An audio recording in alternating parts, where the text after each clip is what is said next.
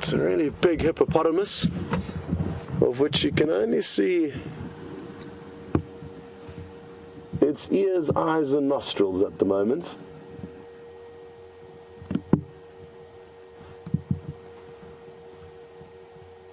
And I wonder what time he returned to the waterhole this morning. During winter there's less and less food around for the herbivores, so animals like hippo, who spend their nights out grazing on grass, will have to venture further afield and often spend longer feeding, and that's why in winter we can sometimes actually see them on their way back into the waterhole even after sunrise. As you can see though, he's very relaxed, and another thing that is nice to think about is how far he may have traveled in search of his food last night. They can travel quite comfortably 10 or 15 miles in search of food. That's not necessarily the case at the moment, but if they need to, they can travel large distances in search of food. And while he's sitting in the water relaxing, there's a few beautiful birds coming down to drink. There's some Cape turtle doves, one of which is just warming itself up on the bank on the left. And then the others further down to the water, I think, are taking a few little sips of water. There we go. And you can clearly see that black ring on the back of their neck. That's a great indicating sign of a Cape turtle dove.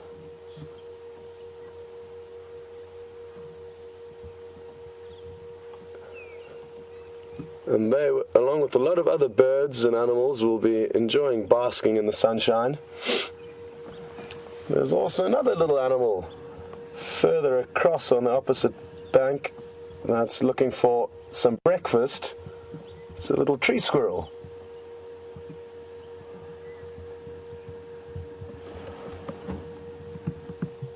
And wouldn't it be great if we saw it find an old Marula seed that would have passed through the digestive system of an elephant a few months ago, and now the squirrels are essentially treasure hunting, digging through old piles of elephant dung looking for any Marula fruits and other seeds and fruits, not just the Marula fruits, but that is certainly one of their favorites.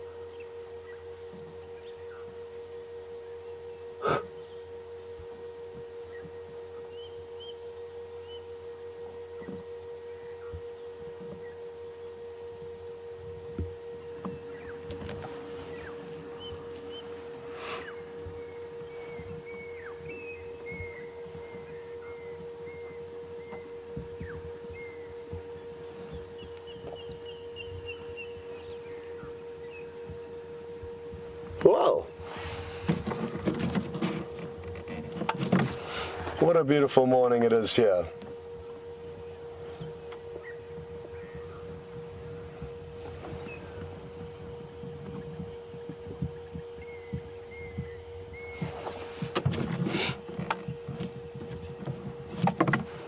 Well, we're gonna continue on. It's been a great break here. Good to see the resident hippo. But I think it might be worth us continuing on. The great thing about stopping like this every few minutes and enjoying the sightings of the Cape turtle doves and the squirrels and the hippo is also just to listen. Listening can be one of the most effective ways of finding out what's going on out here. And oh, just got a visitor that landed right in front of us.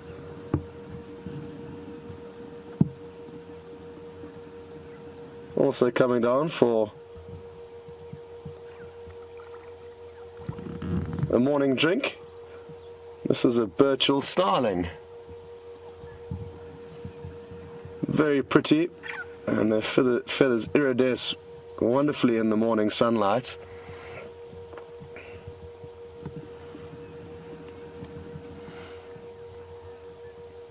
And this is going to buy us a bit more time to stop and listen.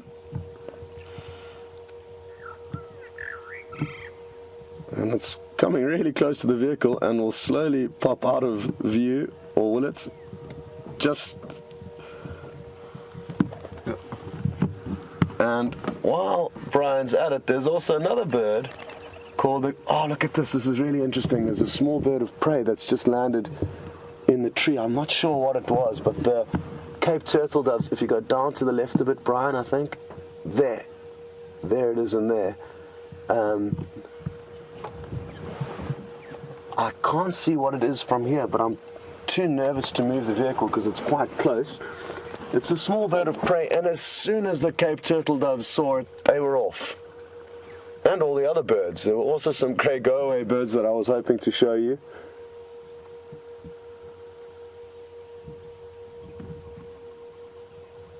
Oh. Well, this looks like a tricky little bird to identify, and I'm going to try and reposition the vehicle so we can get a better view on it, and that way you guys can get... Oh, no! But maybe it's going to land in the dead tree.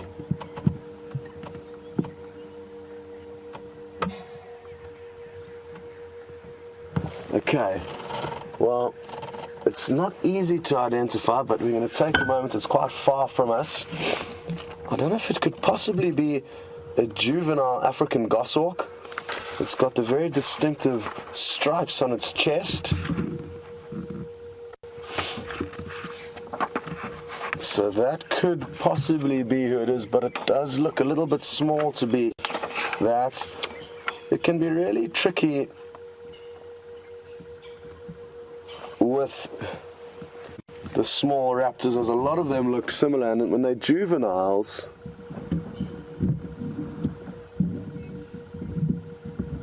it can be even more tricky. Now, I'm not sure if it's a little sparrowhawk or an African goshawk. I'm not sure what you guys think. But I will get the two birds that it could be in my book to give you a quick look.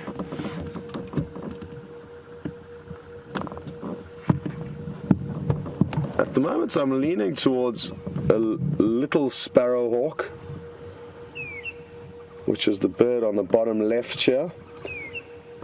It also has that distinctive striped chest, but if you look just a little bit up in the book, there's the African goshawk, which also looks quite similar. But I think this individual is a bit too small for an African goshawk, so my guess would be the little sparrowhawk. Having said that though, I will be happy to hear your thoughts as to what you may think it may be. And what I'm going to do is, again, I'm going to try and get a little bit closer, and that way give you an opportunity to get a closer look at it, because it's very difficult from this distance. So, hold on a moment. Now we're going to sneak up as stealthily as we can, and I'll land in our vehicle. Bryan is crouched down, hiding behind the camera.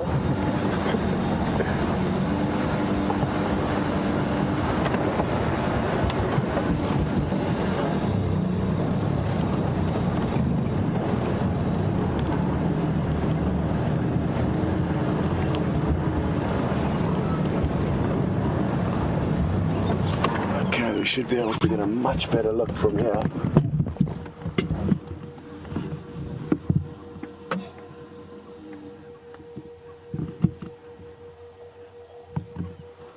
Oh, it's a tricky one. Very pretty little bird of prey. I'm almost certain it's a juvenile, which with a lot of the raptors will make identifying difficult.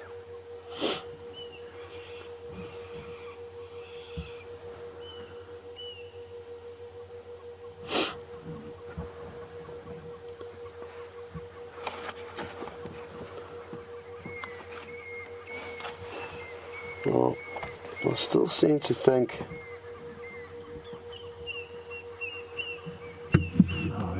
Oh, it's off. Well,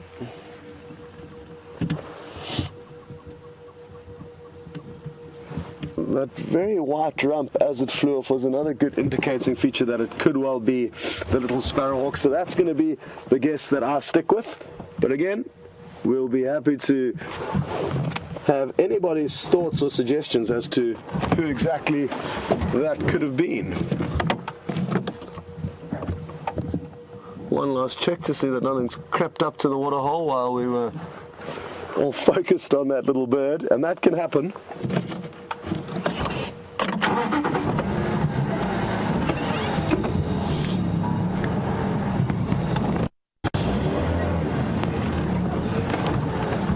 Well, to Matt in Texas, good morning, and thanks for sending through your suggestion. Matt also thinks it's a little sparrowhawk, so I'm glad we're on the same page.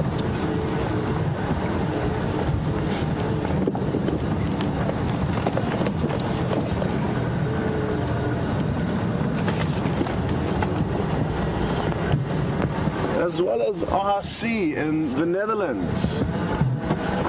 So thanks very much for helping me with identifying that bird. And when birding, it's always good to have a few other people's opinions as to what exactly it could be that you're looking at. And again, it just goes to show how useful it is that this is an interactive safari, not just for us answering your questions, but for you to answer ours. So thanks very much for that.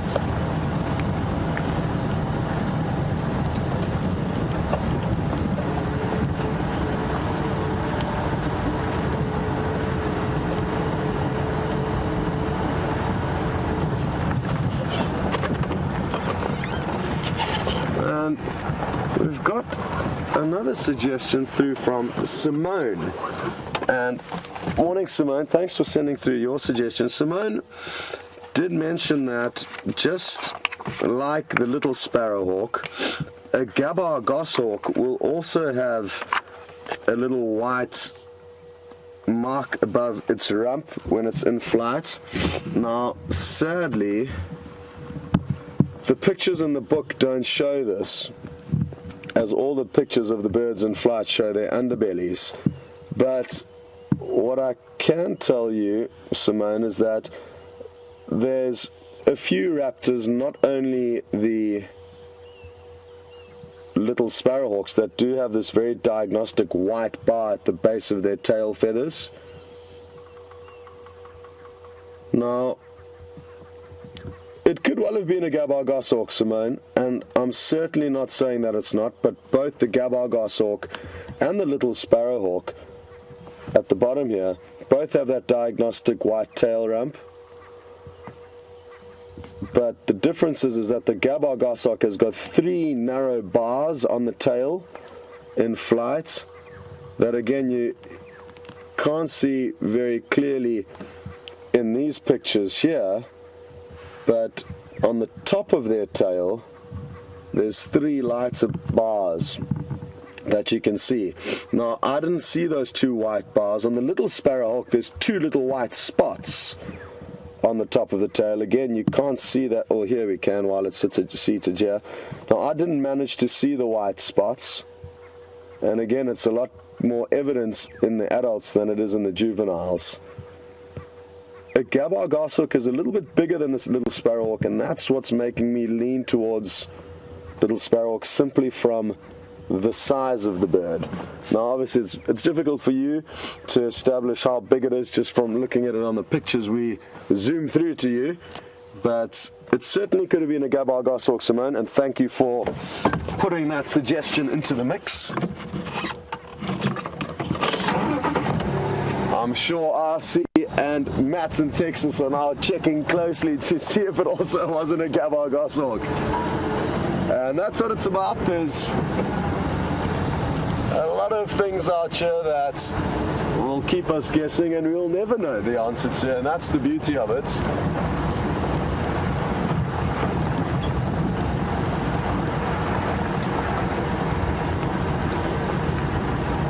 Now, we're about to start descending into a very low-lying area in the next minute or so, where our signal will in all likelihood become a little bit of a problem. And I think that's perfect timing, because I'm sure James has got something to update you on how his morning's been. So rather than taking any chances and losing the signal from our vehicle, why don't you head on to James and enjoy whatever entertainment he has in store for you. We'll catch up a little bit later.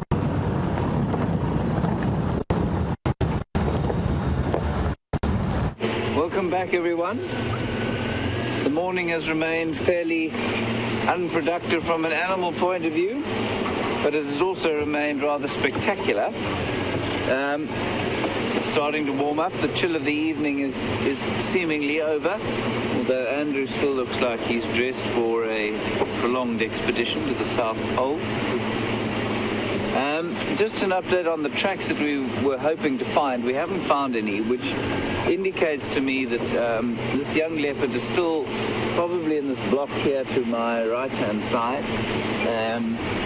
But without evidence of tracks, it's going to be quite difficult to find him. So we're going to leave the area for a little while and head on down towards one of the water holes and see what we can find there. And then we'll come back into the area a bit later. Like I say, if these leopards don't want to be found, it's quite difficult to make them be found. I believe you saw a sparrowhawk with Scott. It's quite exciting. Just going to turn off quickly. And if you heard that,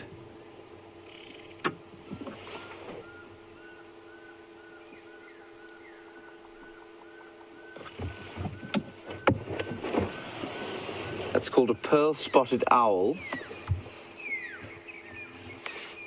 There's also a drongo that's mimicking it. Now I'm going to do my best to mimic it and see if we can't get it to come a bit closer.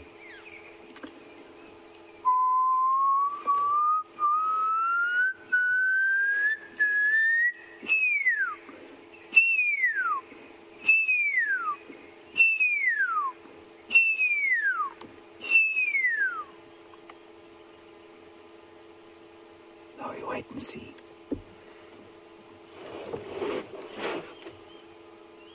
It's calling again.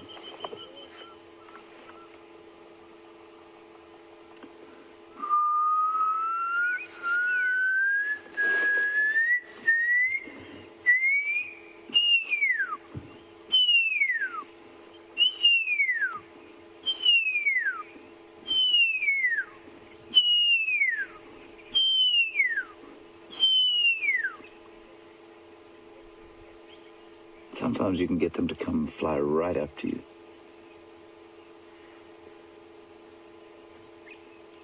Sometimes they just ignore you like this one is doing. One more try and see if he doesn't come a bit closer. Morning station, any updates?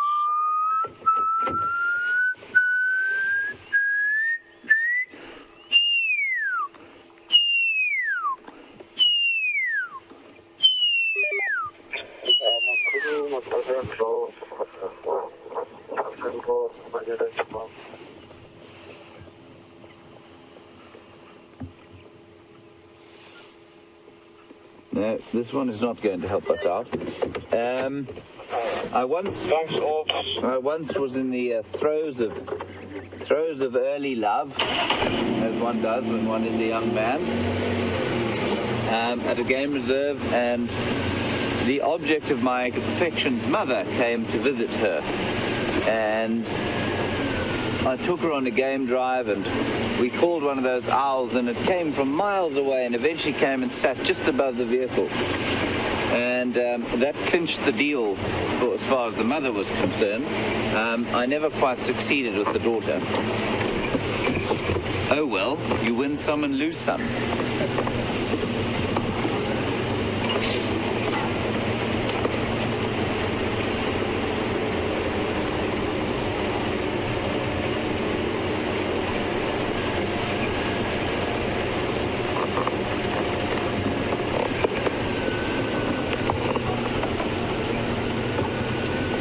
idea is to head down towards Arathusa Dam. I'm in a fairly unfamiliar area, terra incognito as it were. So if we do get lost, I apologize, but you probably won't notice from where you're sitting. Andrew might, his eyes just start to get bigger and bigger.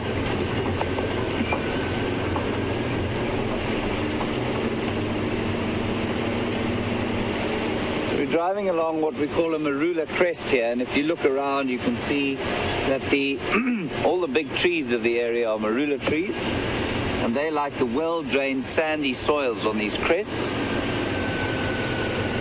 And then as you go further down off the edge of the crest, you find those silver cluster leaf trees or Terminalia sericea. And then down into the lowlands or sodic areas, which we mentioned yesterday, you find the guarri bushes and quite a few of the acacia trees. Looks like a nice clearing. Right, it would appear that we might be on some form of airstrip, but we'll see.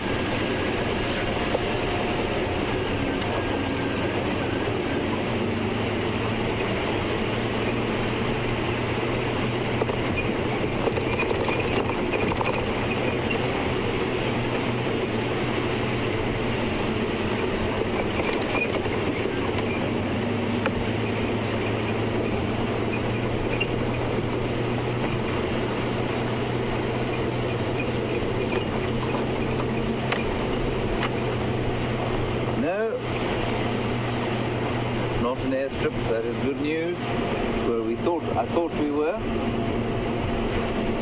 So these clearings are often, I mean this one has been artificially cleared, but they're indicative of sodic soils or sodium-rich soils. The big trees like the Marulas don't like the thickness of the soil or the density or the amount of sodium and nutrients that there is in the soil. Stop next to this tree here.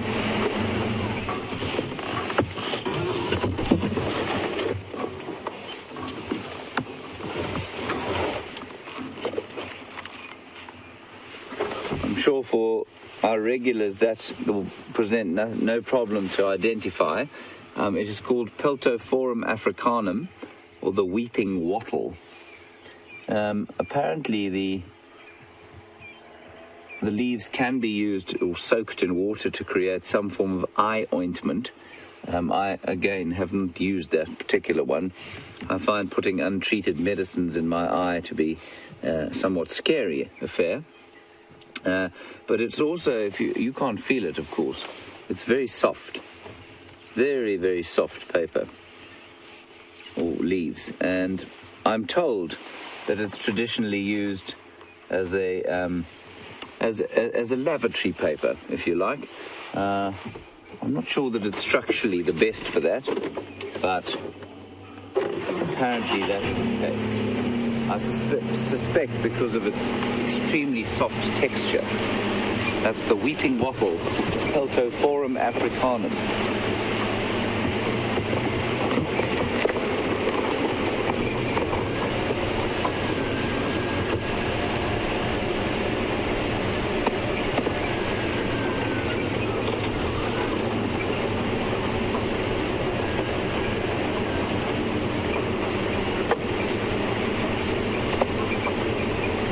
So we haven't really hit the cold of the winter yet, although I seem to be wrapped up a bit like a Michelin man. It's end of May, and I think it's quite unusually warm for this time of year. That could be just sort of an unusual year. We've had a very low rainfall year, and that could have something to do with it. Might have something to do with global warming.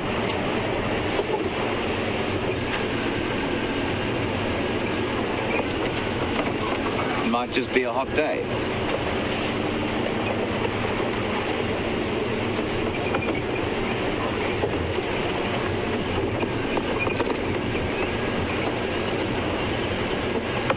Okay.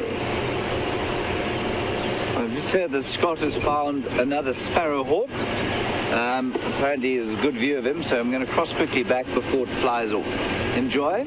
See you just now. Hopefully we won't be lost.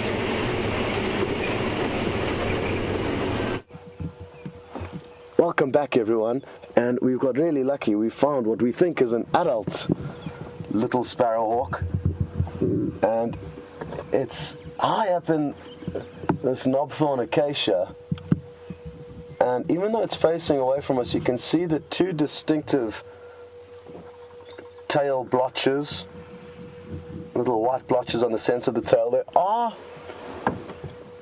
other blotches that you can see at the top and the bottom of the tail, but those are not the main ones that we focused on at the moment. So, and again, just from this bird's size, we can be almost certain that this is a little sparrowhawk, especially now that we can see an adult. And what are the chances of seeing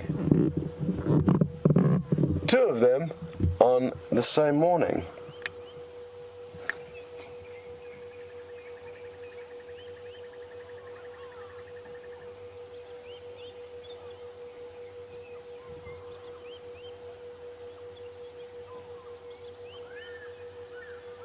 Just got a question through from, I think it's Nancy in California, and Nancy would like to know if, oh, Vancy, sorry Nancy, Nancy, and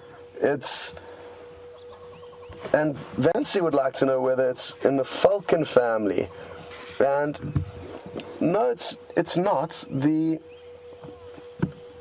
goshawks and sparrowhawks are all similar, and all the birds of prey fall into their different families. They're all raptors, carnivorous, hunters, but they've all got slight differences. Eagles, for example, to be classified as an eagle, the bird would have to have feathered legs. So its legs would be covered in feathers, and that would be one characteristic that separates eagles from other birds of prey.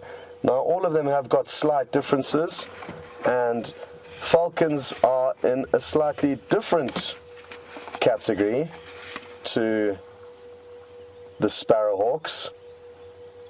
But no, they are not in the same family, Vancy. They're all slightly different.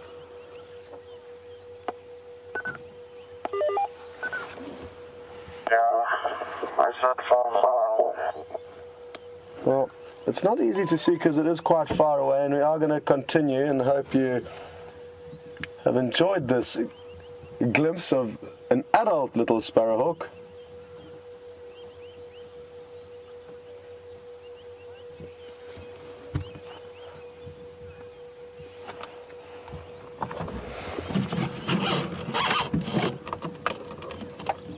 And like a lot of the animals, especially the birds, they enjoy basking in the morning sunshine before getting to business as it warms up.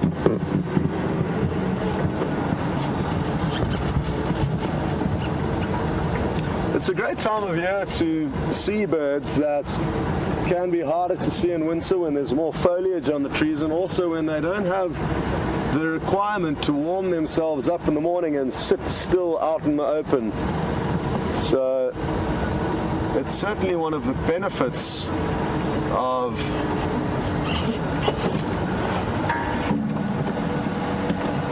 being out and exploring in the wintertime. Now, I'm going to show you something. We've actually been tracking an animal for the last mile or so, and it's quite an easy animal to track because it's got very, very large tracks. Now, I'm going to leave this up to you to tell me who it is whose prints we can see in the road. And what I'm going to do is I'm just going to hop out and stand next to the tracks to give you an idea of size, as that is going to be very useful in identifying which animal this is. Give me a moment.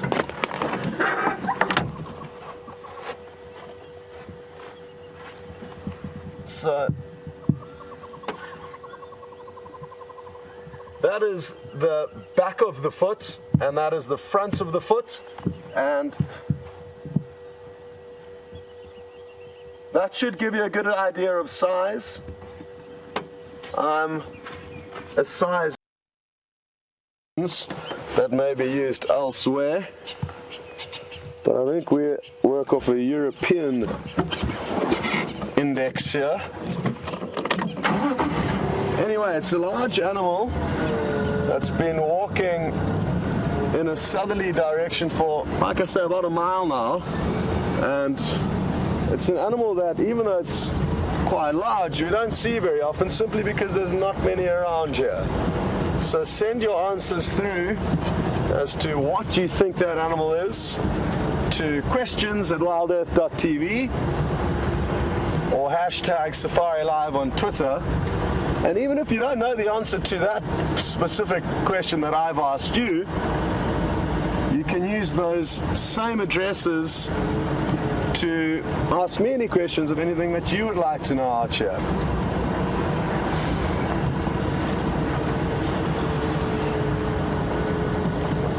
It really is incredible for us, though, to be able to watch and see some of you, the viewers, learning and becoming seasoned safari goers. Even though you may never have been to Africa before, some of our viewers have got incredible knowledge of what goes on out here, and it's great because it keeps us on our toes, that's for sure. The tracks now continue. It veered off the road temporarily, as animals often will do, especially when the roads meander like they do. They will use them when it suits them, but then sometimes veer off and take little shortcuts.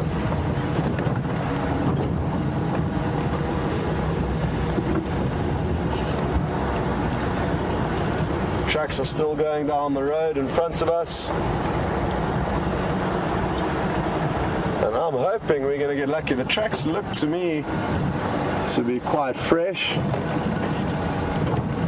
There haven't been clear signs of any other animals moving on top of them, which is a good indicator.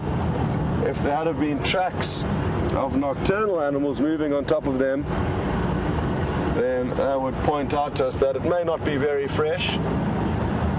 But I'm feeling confident we're going to find this animal. It may take us a while.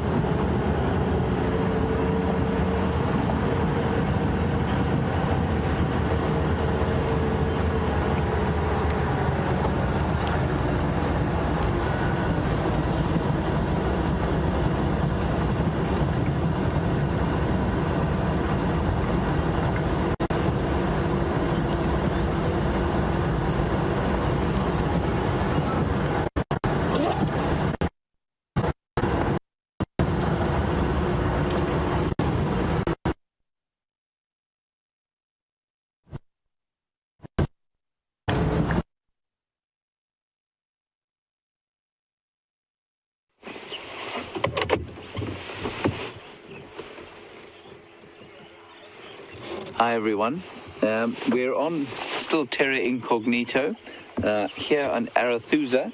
We're just going to approach the waterhole. There's a squirrel there, can you get him? No, oh, no, too fast, sorry. Very fast squirrel. See what's drinking at the water. It's quite a big dam as far as I know. I've never been here before. So it might not be around the corner at all.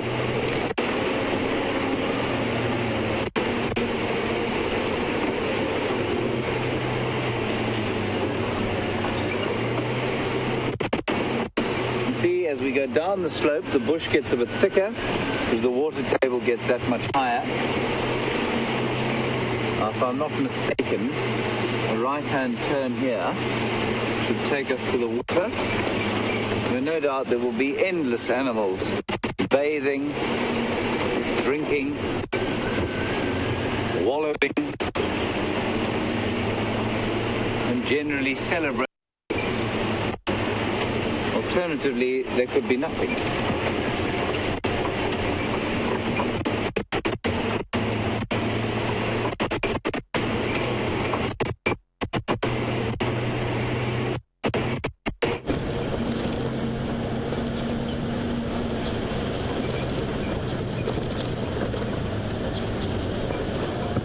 well, there's at least a hippo. This is Arathusa Safari Lodge, so I think a lot of you will follow on camera anyway.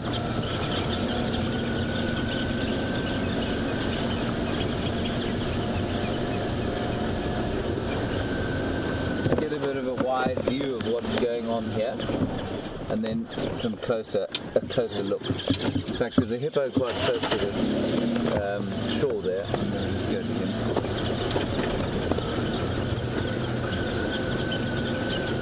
You can see how little water we've had this year by the sort of how dry this dam is.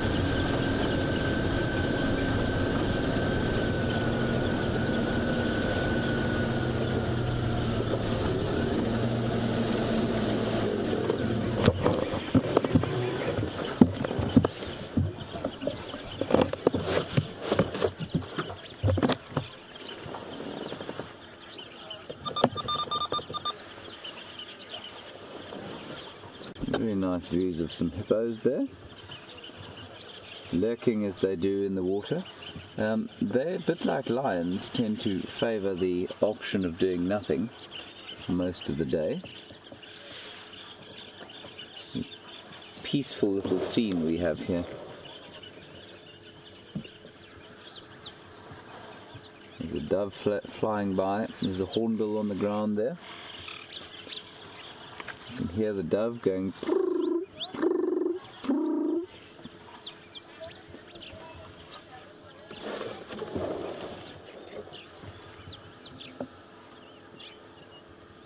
Red-billed hornbill, one of 4 species we get here. He's digging in some elephant dung there to see what kind of invertebrates may be snacking on the dung. The hippo's come out of the water a bit. No, he's just sunk down with his head resting on his friend's bottom. Have a look there.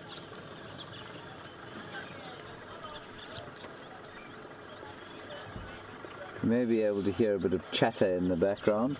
That's from Arathusa Safari Lodge. This is when all the ladies will go around and look after the rooms while the guests are out doing what we're doing.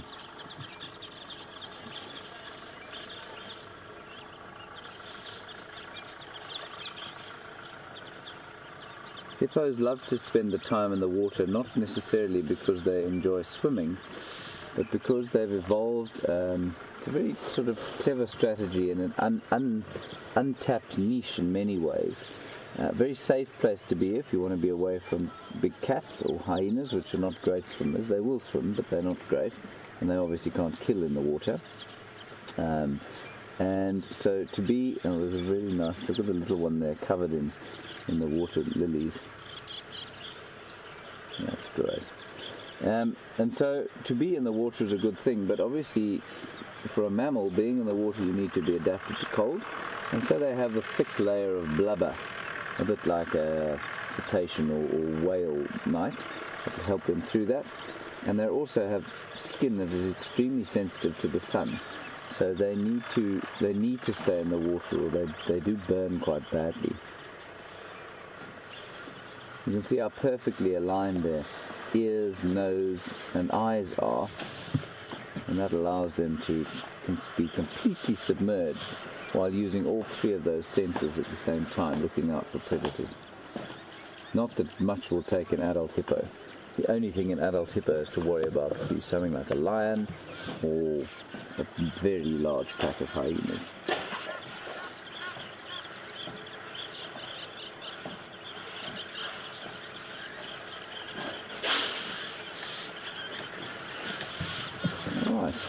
So not a huge amount going on here, and probably more going on at the lodge. So let's press on and see what else we can see. So far I don't seem to be lost on Arathusa, which is a good thing.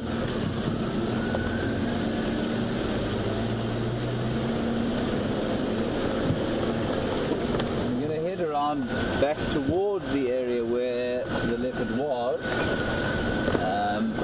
No one else seems to be looking for him for some reason, so we'll go back in that general direction. Like I say, we haven't found any tracks though.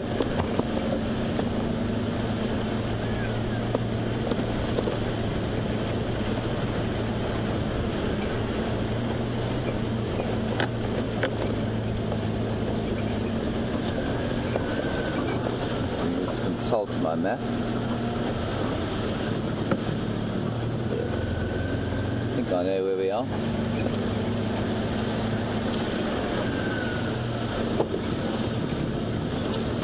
Some hyena tracks on the road. The roads are often filled with hyena tracks from the evening. And what's interesting about them is that while they are clan dwelling animals, so they do live in groups often, they forage hugely on their own.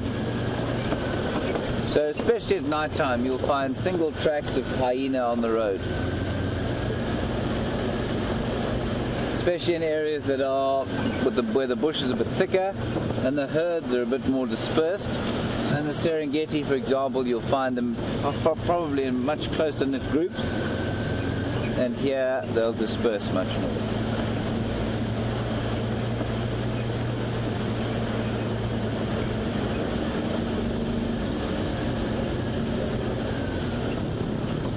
This should be Second Windmill Road.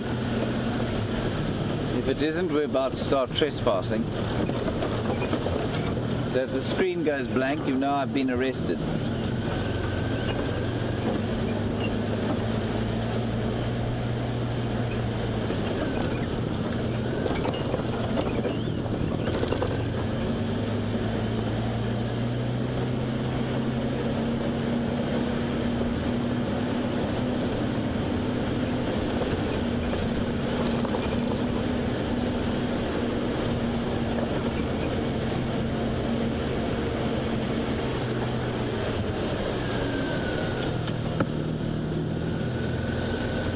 Tracks of monkeys on the road. It's always interesting to me how in winter the mornings seem to be quieter than they do in the summertime. Almost as if the animals have decided that they want to stay wrapped up in their beds for a bit longer, like we would. Obviously they don't have beds out here, but they may well stay in some thick bush or hide in a patch of sun somewhere and not move too much. Is that hyena, Andrew? Yes, hyena. Andrew spotted some hyena tracks. It'd be quite nice if Andrew would spot some hyenas for us.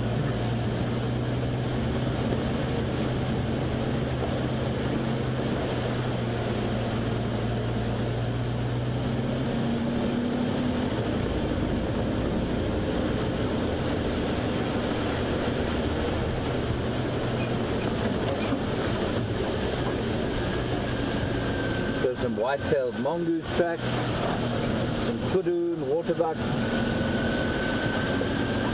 mostly from yesterday.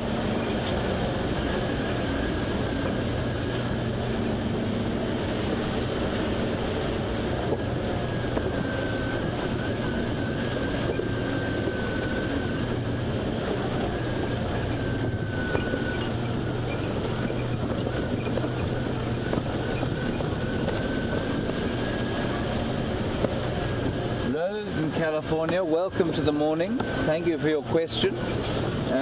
You want to know if the water plants that were in the water hole there impede the hippo at all in any way. The answer is no, they don't. Not in a place like that. You know, those hippo are standing where they are. They're not floating. So it's pretty easy for them to break the surface and stand up and move around them. They don't, in fact, contrary to popular belief, they don't eat any of that water vegetation, or very little of it. They'll eat at night, they come out to graze, and so they do very little feeding in the water.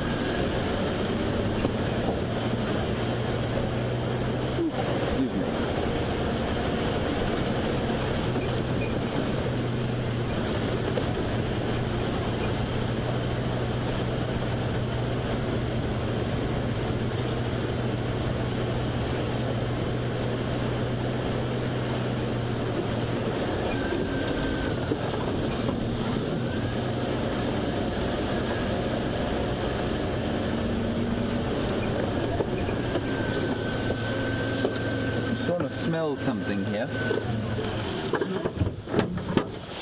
and I'll try and explain to you what it smells like.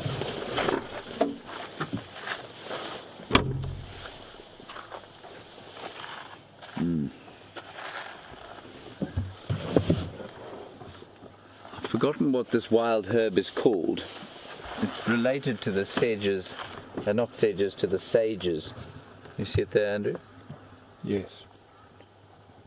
Got a really nice sort of herby smell, and especially in the summertime when it's big and dry, it just covers these areas in a very sort of subtle, delightful sort of smell of saffron and sage.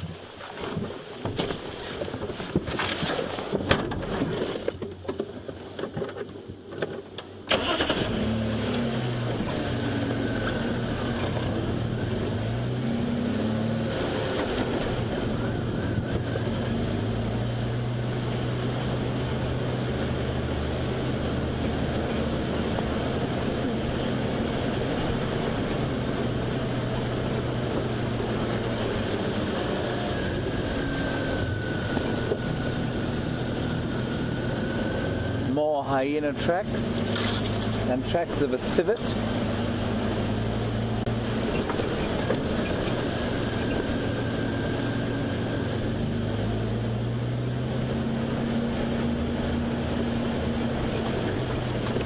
Check that we're not going off course.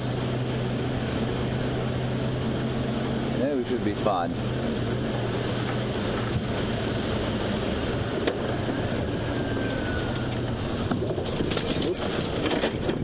Sorry about that, lost my communication device.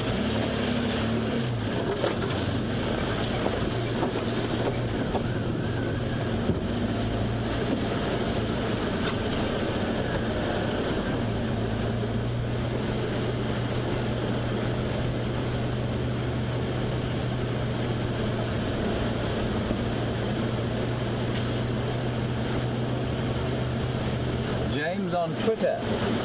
Welcome to the morning. You have asked if I know what the word Arethusa means. No, I don't know what the word Arethusa means, I'm afraid. I will try and find out though, and we'll get back to you on that. Often these names, have some sort of meaning, but they're lost in in prehistory. Somebody bought a farm one day and called it that after, named it after half their daughter's name and half their son's name plus their grandmother's maiden name, and they come up with a pretty word like Arethusa. I'm not sure what it means, but we'll try and find out. I don't think it's from a local language though.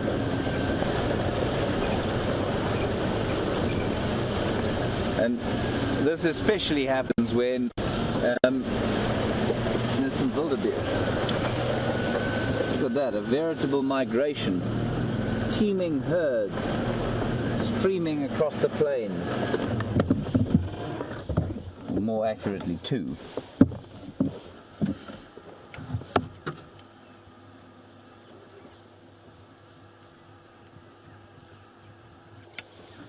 Much maligned animal, this. Supposed to be stupid. They do look stupid, I have to admit. But looks can be deceiving.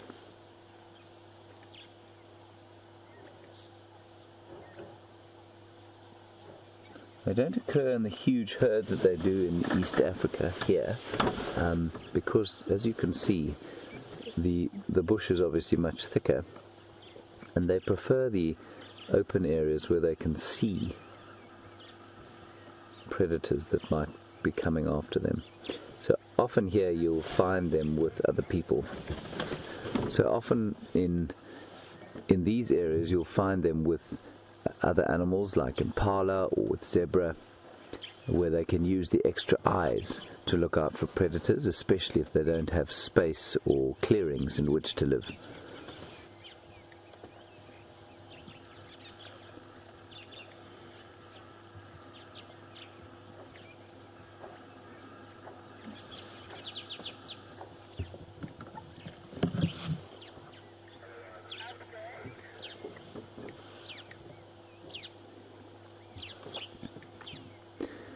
We had a question the other day about why the hyenas have a sloping back, and I said there was an antelope that has an ungulate that has a sloping back, and this is the one that I meant. And these look like two young bulls to me. They're sort of in prime condition, and they have that sloping back because in East Africa they migrate huge distances, and they used to do that in South Africa too. Apparently not quite the scale that they do in East Africa, but up to 100,000 wildebeest would migrate between the perennial Sand River here and the annual Timbavati River in the summer, which is about 70 kilometers north of where I am now. And the reason they don't anymore is because as this land has been parceled out amongst various landowners, everybody has started to pump their own water. So for a long time people thought that adding water to an area would increase the amount of game there was.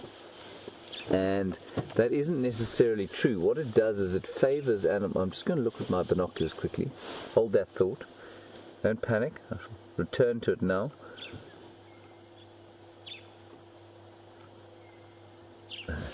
There's a warthog lurking in the bushes there, but you won't see him. And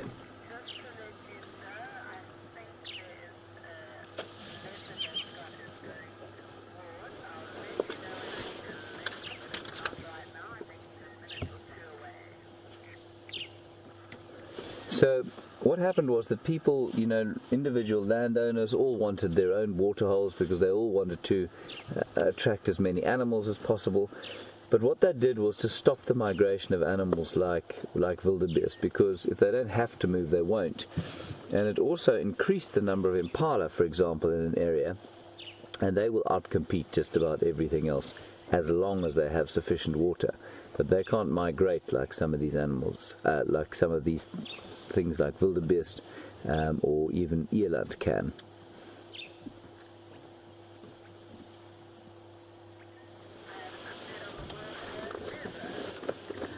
We have some update on the word Arethusa. Could be quite interesting.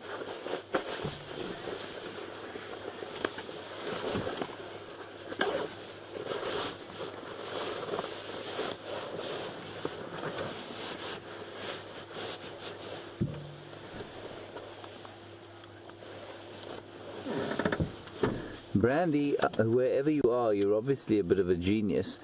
She says it comes from the North Sotho or Pedi word Reathusa, which means we are helping.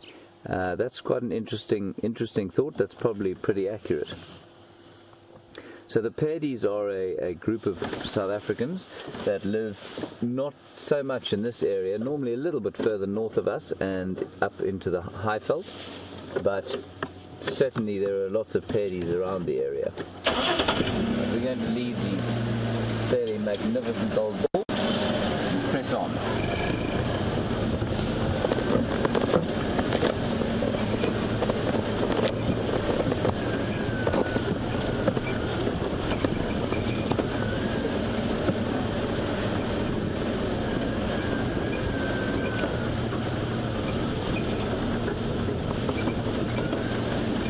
Someone called Dularay confirming, thank you very much, that Arethusa comes from the Pedi word Reathusa.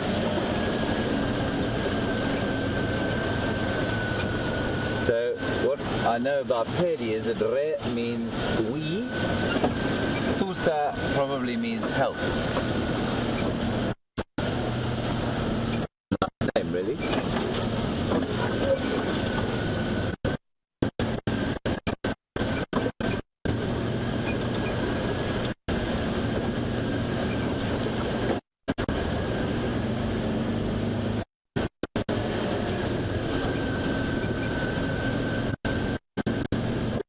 Tracks on the road.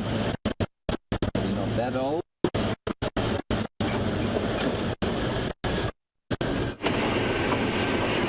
Put my other hat on.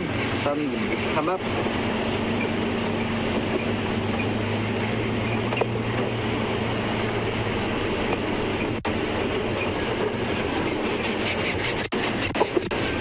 Arrow marked babblers calling there. And like everything else this morning, they are hiding.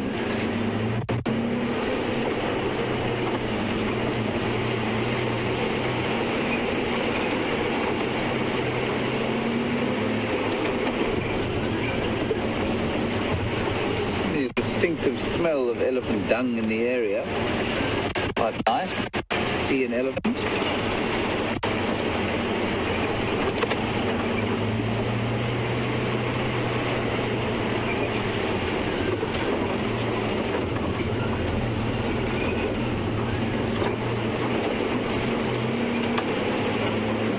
To where they found, I think the male leopard's name is Tingana. They found him around here at some stage last week. He won't be here anymore. He was seen mating further north just after that. But this is obviously the part of the core of his territory.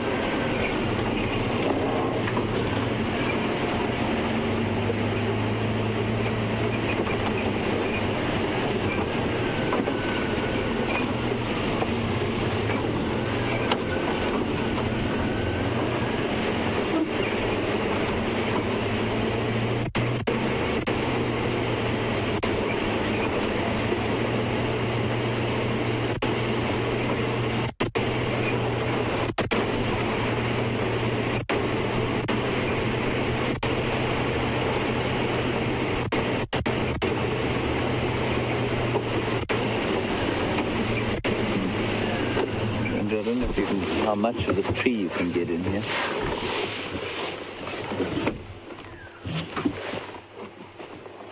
This is a tree that you identified the other day. It is called a low-felt milkberry or Manilcara mochisa. And what I just really like about it is that it looks like enchanted. You can see from the way its branches intertwine and the leaves stick up.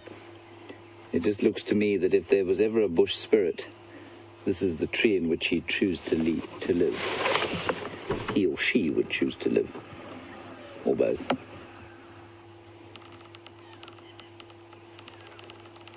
It's Manilcara mochisa, the low-felt milkberry.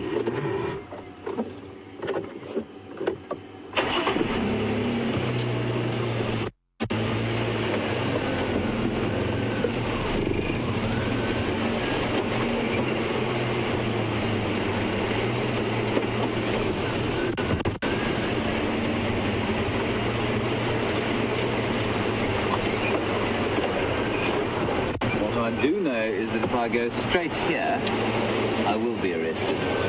So we'll go down this road. People are quite protective of their property out here.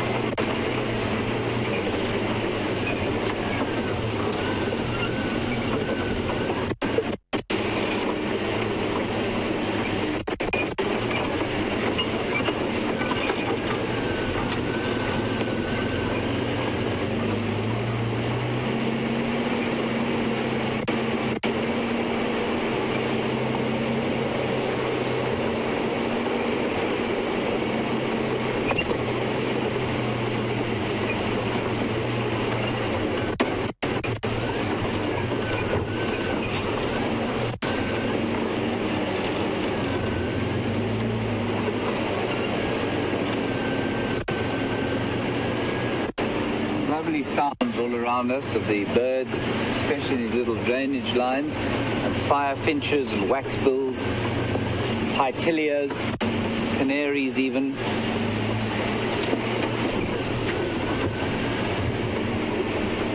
That was the tree there where Tingana had his impala killed. The jackalberry tree, or Diospirus mespiloformes.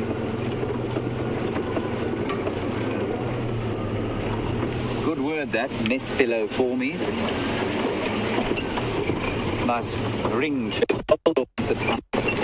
Mespiloformes.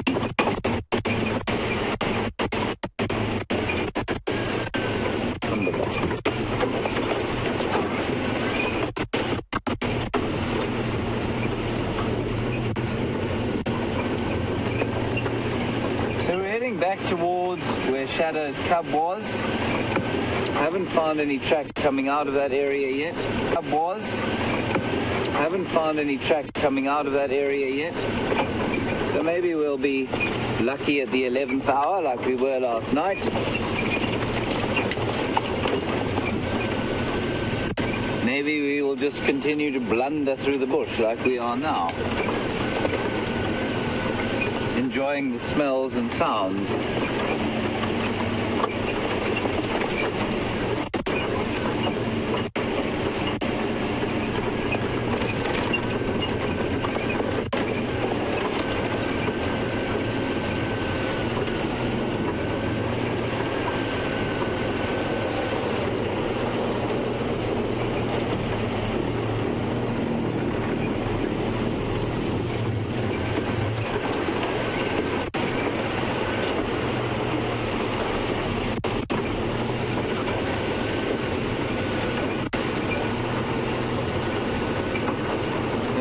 Beautiful big jackalberry here.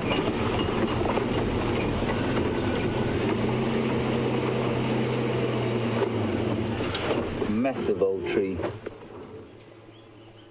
I don't know what what are those leaves underneath it there, Andrew? They might be tamboutis. They're not. I'm going to go and pick a sample. And then I'm going to get one of our tree geniuses to identify. Oh dear. Attached to the vehicle.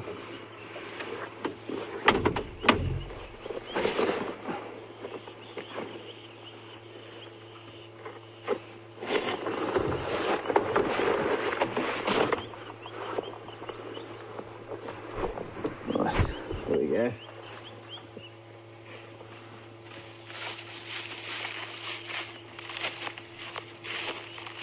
So speaking of spirits, you can imagine one living up in there. Also maybe a black mamba, so I probably won't stick my head up there. This is a tambouti tree, but I'm not sure what this one is.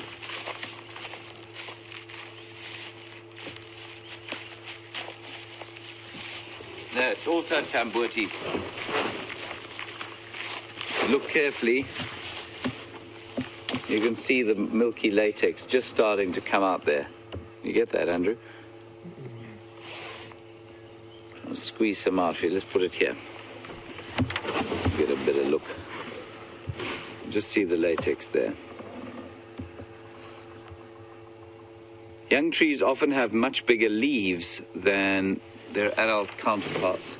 So that's what confused me about it. A magnificent old tree. Jackalberry. Mess below for me. Right, on we go.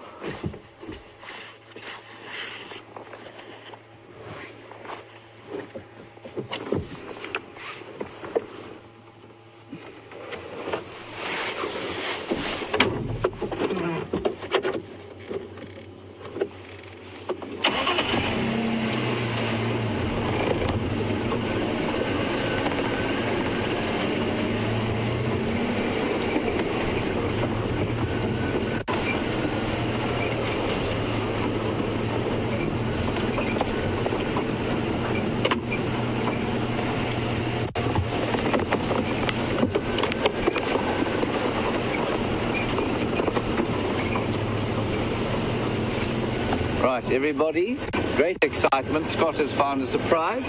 We're going to cross over to him quickly, and I'll see you later.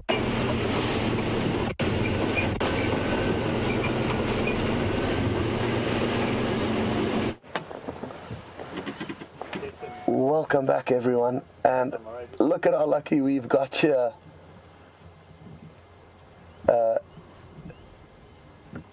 Nice big yawn, and we didn't find this young male leopard alone. It was the help of another guide, Lee, who some of you may remember. He has had a chat with us before on Drive, and he actually found this young male leopard, who looks to be like Shadow's cub, by responding to some impala alarm calls that he heard, and he came in and investigated and got lucky and found this leopard. And shortly after finding the leopard, 2 hyena arrived onto the scene. The hyena probably also responded to the impala alarm calls. And the 2 hyena, which we can't see but which are lying nearby, chased this young leopard up the tree. And I think it's them that he's vocalizing at, although that is a contact call that he would use to call his mother. So who knows, maybe his mother's arriving. Or it could be simply frustration at the hyena.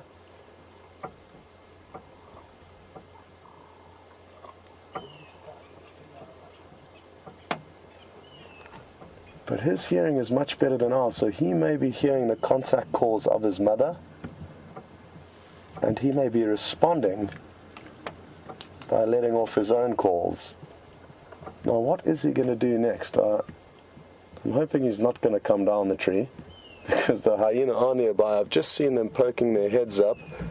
They're about 25 meters away from the base of this tree.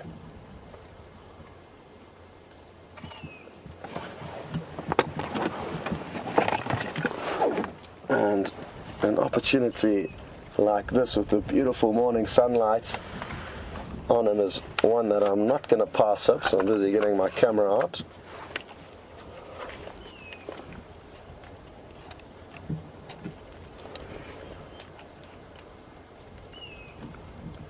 What is he going to do next?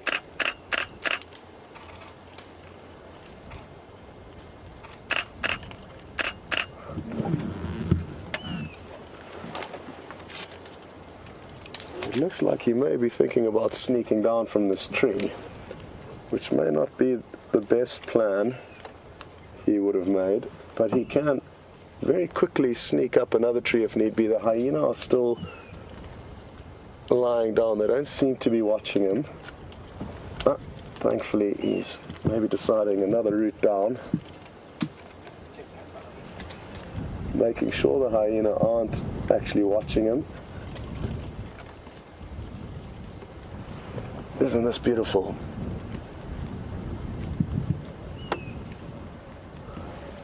I think he's just trying to find an easier way down the tree. Look at this. Too good. Absolutely beautiful.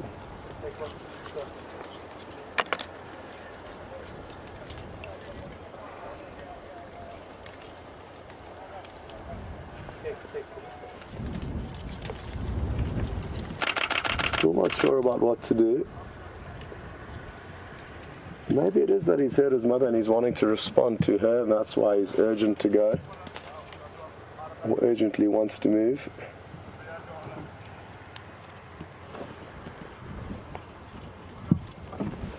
Is he going to jump into the small bush? He could.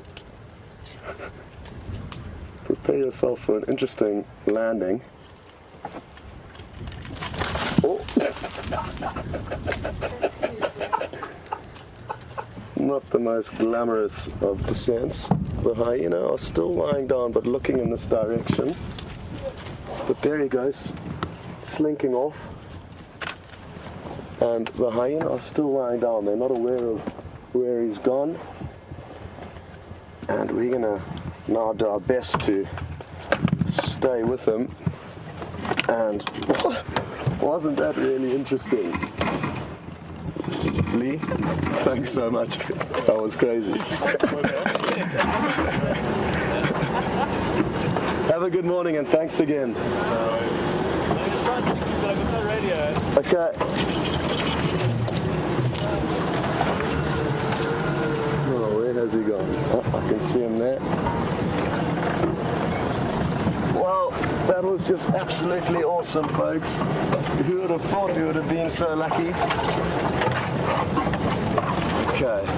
Now, he is a small leopard. He's only 8 months old, so small but in terms of age, and also small in terms of body size, which means you're going to have to be careful that we don't lose him.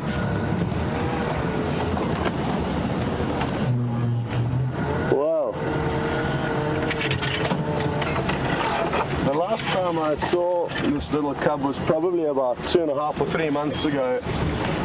He's probably almost doubled in size since then, and interestingly enough, the last time I saw him, he was actually also up a tree, but up a knobthorn tree, and he was stuck up there for days because there was a hyena at the base of the tree, and they had a kill in the tree.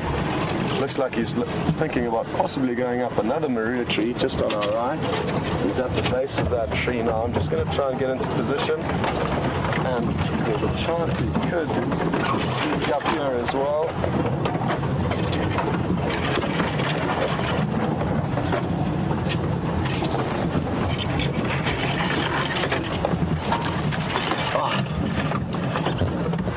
Incredible. So there you can see him sitting at the base of the tree. Very clever of him to move from one tree straight to another. He'll know that the hyena may have got wind that he moved, and by moving from big tree to big tree, it ensures that he has a good escape route.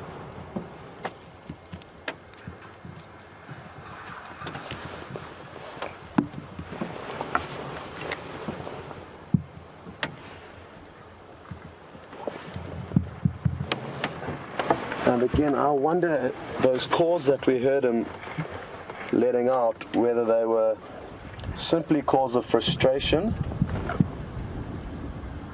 at the hyena, or if he had in fact heard his mother calling him. At this stage, we don't know if he's seen his mother since James left him yesterday afternoon. There is a strong chance that she is still out hunting. Well, who knows, possibly he's veered or moved too far away from where she left him, and now they're having trouble finding one another. These little mishaps do happen out here in nature, but thankfully there's nothing to worry about yet. They can spend days without their mother, especially at this age, before it becomes any concern. And as far as I'm aware, he has moved a fair distance off from where James left him last night.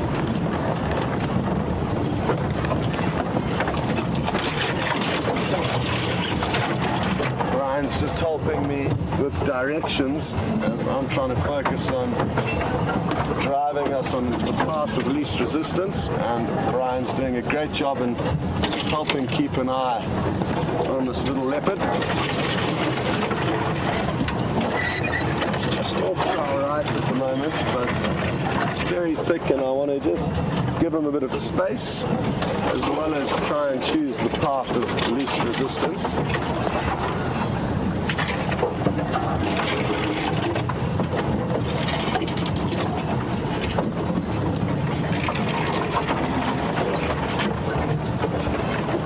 Oh, I can see something else. I think I can see his mother. I can see his mother. Awesome, it's just up ahead, or it's another leopard. Can you see it there, Bryan? In the gap. And they're going to greet one another. They're going to meet up. I'm just going to move ahead into different positions. This is awesome. The mother's just up ahead. I think it's the mother. Can you see her there on that dead stump, Bryan? Yep. Awesome, look at this. Now, who is it? I'm fairly certain it is his mother. Yeah, and that's incredible. She has been calling him from that long way off. And that's why he came down the tree, and that's why he took a chance with those hyena. And he's just at the base of the tree. He's going to jump up now. There we go. Awesome. No ways. This is too good to be true. For our timing to be right, to see them reunite like this is an absolute jackpot. Incredible. Wow. Whew. Let's go get a little bit closer. Absolutely insane. Wow. Well, sorry about the noise as we drive over these monkey oranges. It's quite a noisy plant to drive over. but they all just pop up after we've passed by. And we are in for a treat. Get ready to get your screenshots going because we are going to have an incredible sighting now.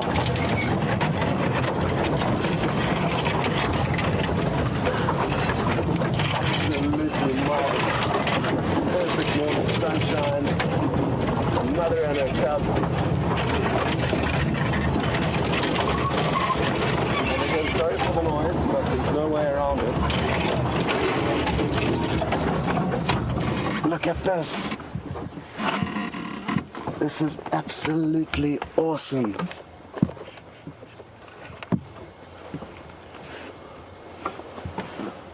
Now, will she lead him and us back to a kill?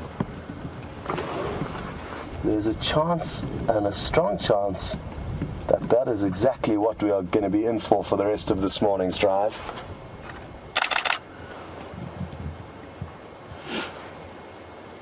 And I cannot believe our luck. I cannot emphasize how awesome this is and how lucky we all are to have witnessed that.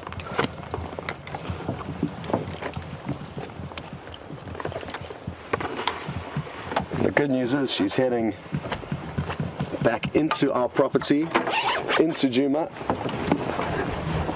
and I'm fairly certain she's going to have a kill stashed away somewhere. I'm just taking my jacket off quickly.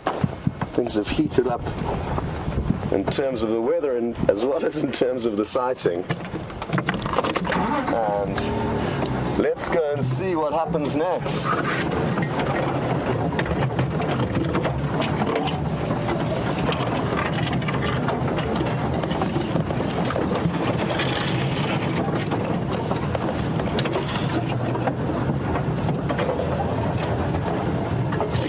I'd just like to emphasize that as we do off-road, we are driving over trees that we know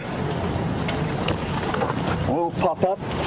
We don't drive over the harder woods that take years to grow, that would snap if we were to drive over them.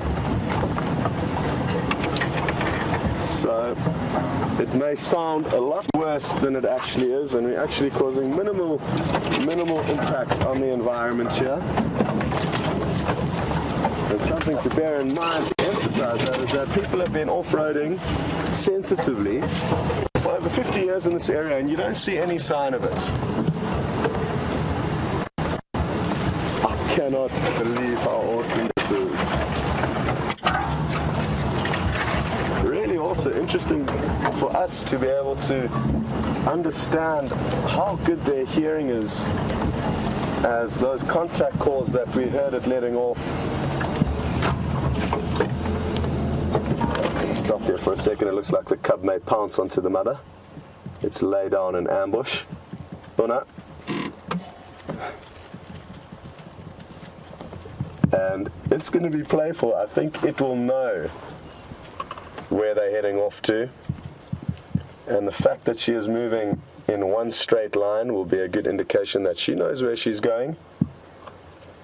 It also probably means that there's a strong chance that she would have actually met up with him last night at some point and known his whereabouts in order to be able to find him here, as it is a fairly different position from where James left him yesterday afternoon. And this cub will also be able to smell any signs of a kill that she would have made. Her tail up, a trait that she may have picked up from her mother, Marula, another female leopard that we see, and she also holds her tail up high as she walks from time to time. A beautiful trait that makes for good photography. And speaking of photography, I hope you've all been getting some great screenshots this morning. If you don't know how to do a screenshot, it's worth Googling to find out on your various device, because a lot of our viewers take some incredibly pretty screenshots. This is the young cub now. And just to remind all of you, he's 8 months old. So about another year that he'll probably spend with his mother. And she's around 6 or 7 years old. I stand to be corrected. We haven't seen her very much, and I'm terrible with these kinds of statistics. But as far as I'm aware, Shadow is about 6 or 7 years old, and look at them playing. They just jumped onto a fallen down Marula tree. I'm going to try and get us there as quickly as possible to enjoy that sighting. Ooh, have I chosen a bad route for us to get there? No, should be okay. But they're moving quickly, and I'm fairly confident that they are, again, taking us to a kill.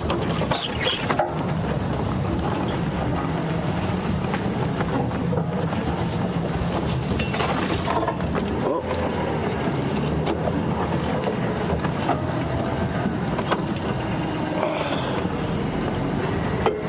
Hold on, there might be a little bump here.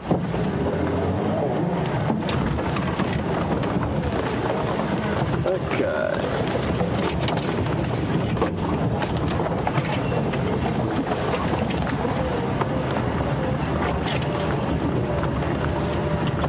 It's such a pity that we're having some trouble with our game drive channel, so I'm not copying messages from anyone, so I'm battling to call anyone into the sighting to enjoy it with us. The radios were working a little bit earlier, and that's how I knew that Lee had found this young cub. But by the time we got into the area, there was no way of us communicating. So what we did is we simply revved engines backwards and forwards to one another until we found where we needed to be.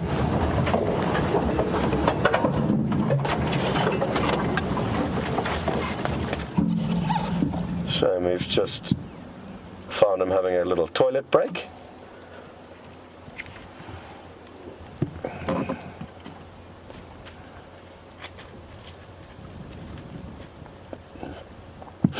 And something that's important for all of us to remember while we're enjoying the sighting is that leopards are typically very shy and elusive animals that will seldom let humans into their lives in any way or form.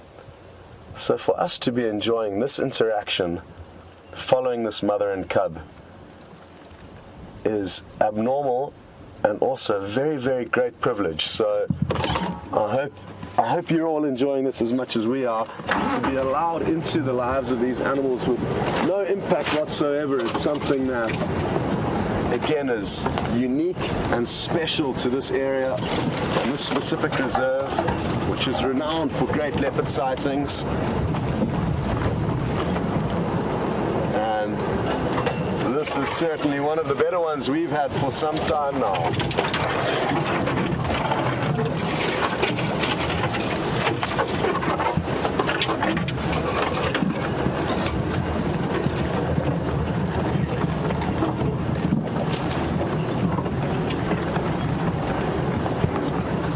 Try my best to loop us ahead of them. They're moving so quickly that it makes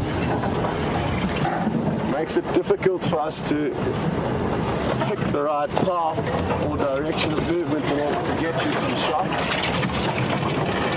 Bear with us.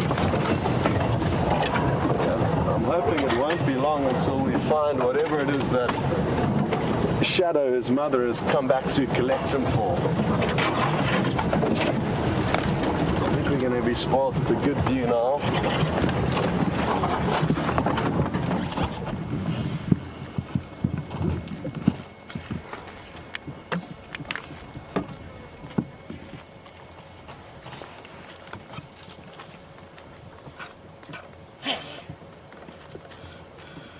Watch your head. Sorry. Apologies, folks. I believe my head was in the way of your shot there. We are heading kind of south and east now, back into Djuma, and I'm just trying to get my bearings. I'm looking around for some big trees that I know are on Rebecca's Road, not too far. Oh, look here. Very playful cub. Now, it's been interesting noticing how Shadow seems to be spending more time on the Djuma property than she has in the past. She predominantly used to spend more time on Arethusa, which is to our west, but over the last few weeks she certainly does appear to be spending more time with us here, which is great news. It's not uncommon for female leopards to actually chase their mothers away from their own territory, and that could be happening now. It could be that Shadow is beginning to chase off Marula from her own territory. Let's see if we get a nice gap here. I think there's going to be a good one. Oh, sorry, Bryan. Nearly flung Bryan off the vehicle there in my excitement.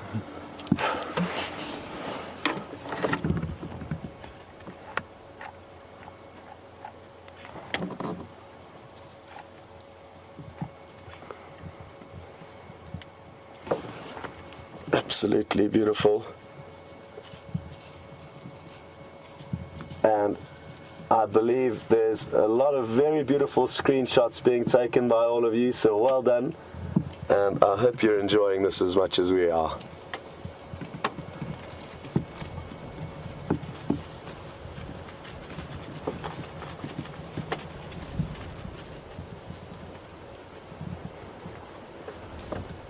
Interestingly enough, there's a bird of prey following them, and this is really awesome. It's probably going to pop into screen fairly shortly. It's a tawny eagle, and I saw it fly over earlier.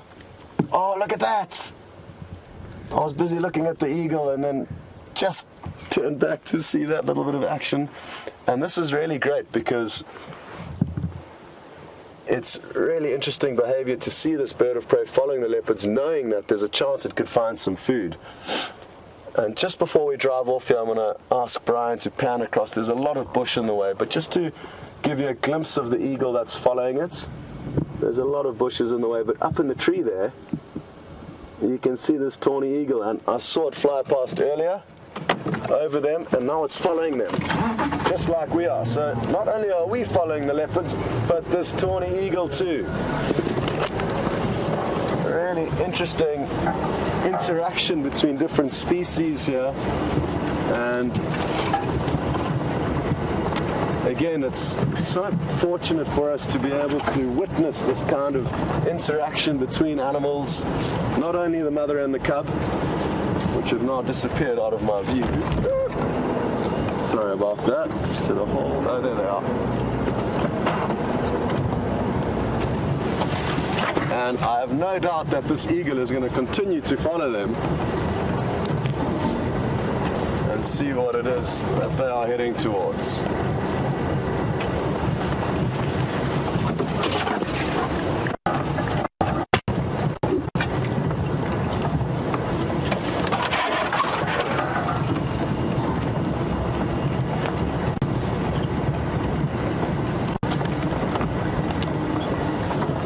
Thanks very much to Vancy for sending through your updates and info on Shadow, this female leopard. She was born in December 2006,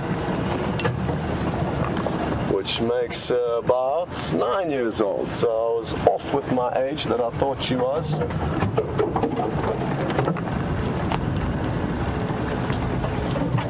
I am going to just try and position us in front of them again.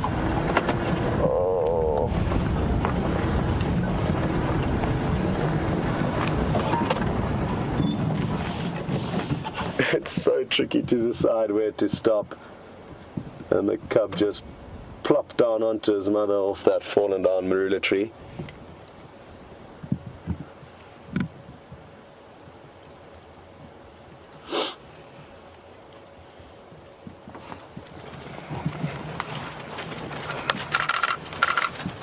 Wow, right up to us in front of the vehicle.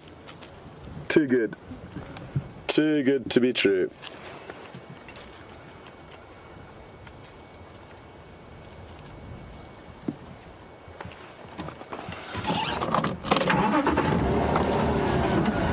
Is she taking us?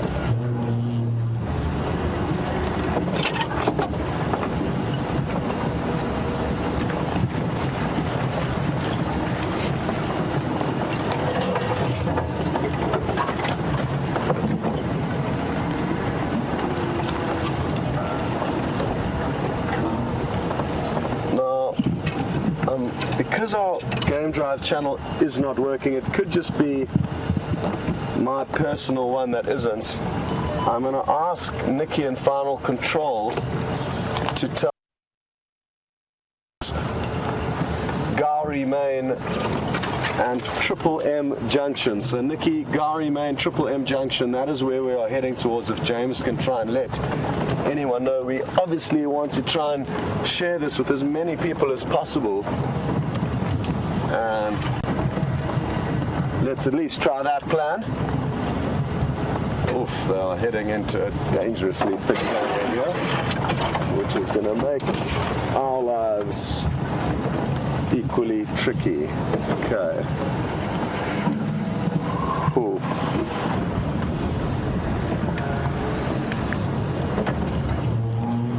Okay, well, Nikki sent that message through to James. Now, this is a nice and thick riverbed that Shadow could well have the cub nestled in. Okay, I've got a good bearing from some trees, but now we have to loop around. The trees that were in that riverbed are the kind of slow-growing trees that we don't want to drive over. So we're going to have to do a bit of a detour, and just bear with me as I try and find a way across this little riverbed.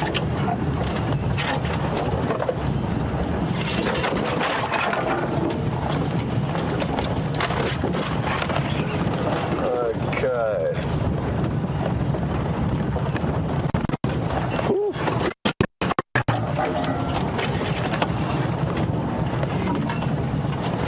Okay, good news. We found a way across. Now we just need to try and relocate the leopards on the other side. And you can see how quickly they've been moving. We can't afford to diddle-daddle here. We need to move quickly, as I certainly don't want to lose them now.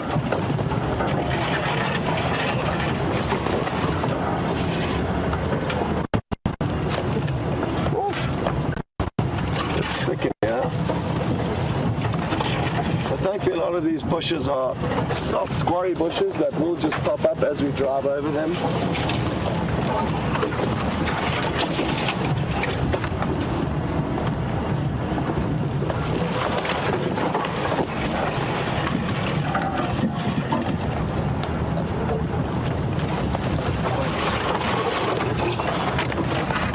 Oh, here they are. Oof, we got lucky. Sheesh. There was a moment there where I thought they were gone, but our luck continues.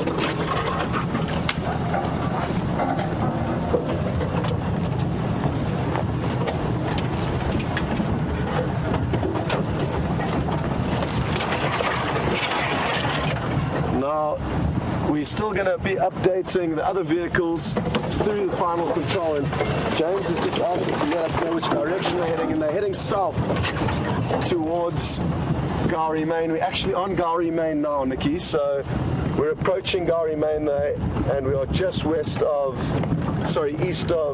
Triple M. So tell people to come to Gowrie Main as quickly as possible, and they will be able to join us here, east of Triple M Junction. I'm just going to get into position. This may be the last views we have of them, as they could well continue into a property where we cannot drive.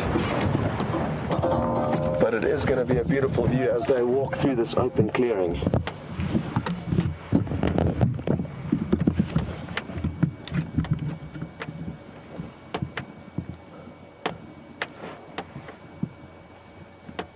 Absolutely awesome. So enjoy these last few glimpses, as it may be the last shots we have of them.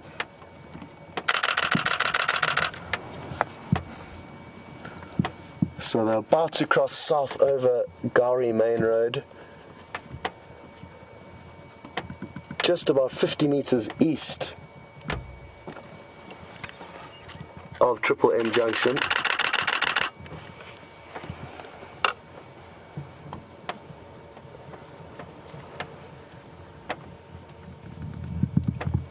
And isn't this awesome? Now, there is a chance that they could pop back onto a property where we can drive. Now, it's impossible to tell whether she will or she won't, but she needs to head a little bit further to their right in order to head onto Arethusa, and that is possible.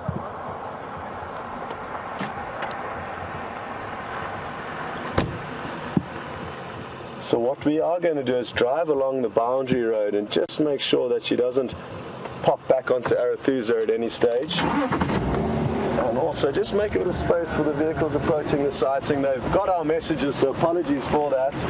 But they did get our messages from James. Sorry about that, Craig. No problem.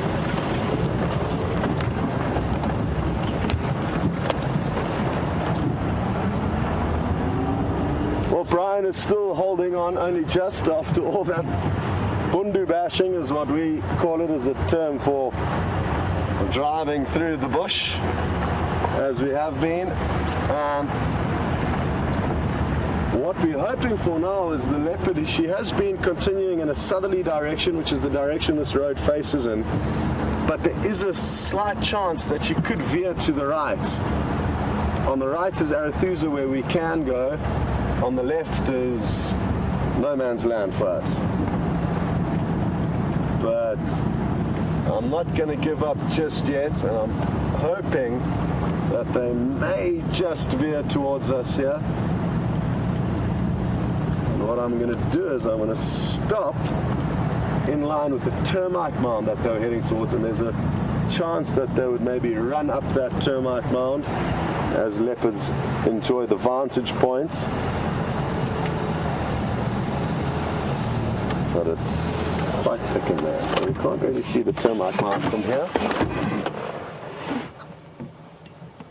Whew. And while we stop and wait, we can take a moment to breathe and reflect on what a absolutely wonderful sighting that was. Now help us and keep your eyes peeled in this thick vegetation. You could well get a glimpse of these leopards before we do, so we need all the help we can get.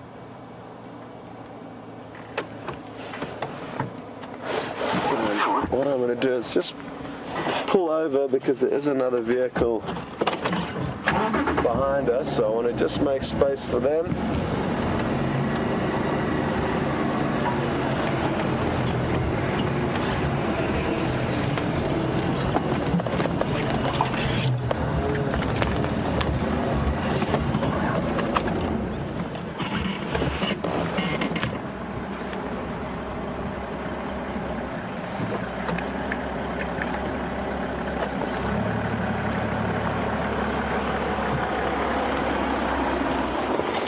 Morning, how's it going?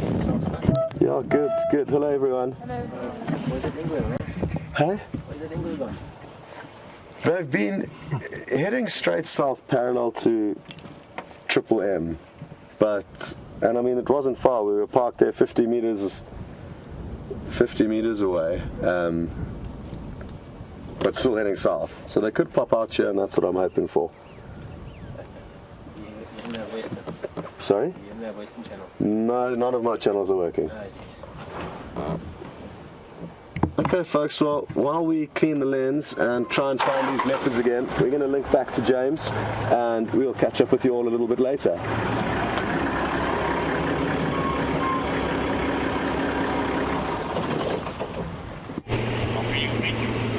Welcome back to Jigga, everyone. You may notice that my face is slightly downtrodden. My mood is sullied somewhat.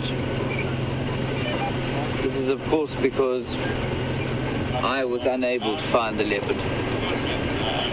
And you and Scott have been looking at the leopard and its mother, which of course makes me very jealous and therefore sad. We are heading towards the waterhole now. In the interim, I'm afraid we haven't found a great deal. We found one impala and one steenbok, neither of which was sufficient to attract the camera's attentions from the leopard, probably justifiably so. And so now we're going to a waterhole where we're hoping to, well, we'll just see what we can see there. There have been quite a few elephant tracks on the road, and it would be really nice to see an elephant or two, or 30, and so that's the plan for the moment. I hope you really enjoyed that sighting. It's from the radio, it sounded really spectacular. Just a bit sad that she's crossed off the property, but she might come back, and that maybe the kill that she's taking the cub to is on Arathusa, which would mean that we can go and have a look. I think Scott is still going to follow up in the area and see what he can find there.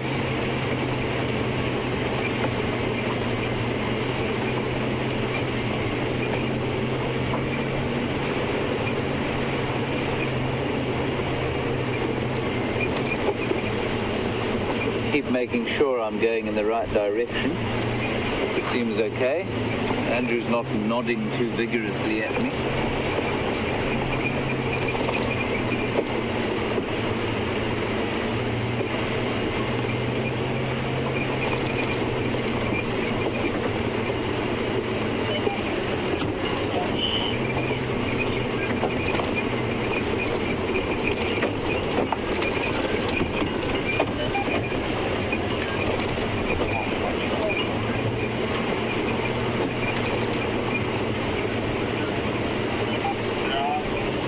Stunning morning, and there's a bit of a breeze coming in from the south, and that would indicate perhaps that there's a cold front coming in.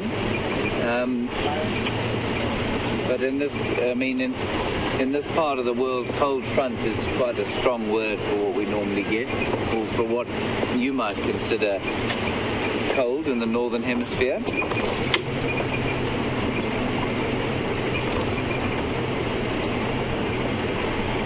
I suppose you could be in Australia, in which case you'll know what I mean.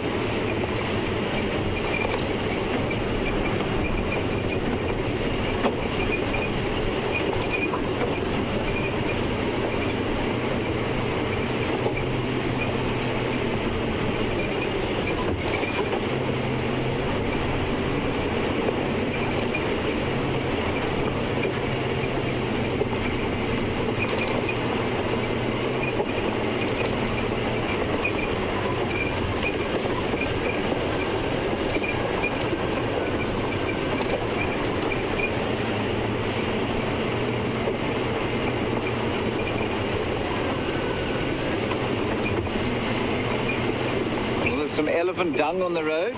Unfortunately, it seems to have fossilized, so whatever made it is definitely not on the road in front of us.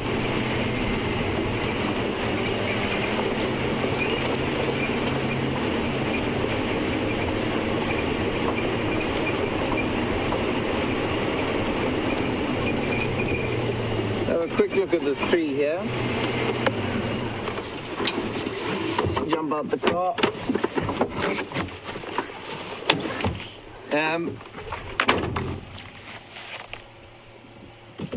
It's always good to have a bit of a listen when you get out of the car, just to make sure you're not about to stand on a lion's tail.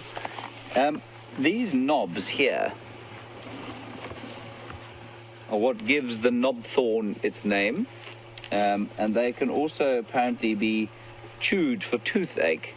I'm not sure how chewing something the same sort of density as lead, how that would help toothache, save to perhaps crush the tooth out of your skull, and eventually, in so doing, provide relief. So what I wanted to show you here was what's happened to this tree, and again how important elephants are to the ecology of an area.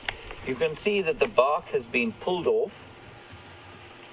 It's very smooth. They like the bark for the cambium layer. And what happens is, that won't kill the tree, but obviously it being pushed over will. And elephants tend to, especially at the end of the winter time, will push these trees over to get at the shoots. By end of winter, I mean September, when the flowers start to come out. They're normally the first trees to flower, and so they produce some very nice food when there's not much food anywhere else. They push these trees over and they kill them. So you can imagine how different the vegetation would look all around us were it not for the fact that there are upward of, I think, probably about 20,000 elephants now in the Greater Kruger National Park.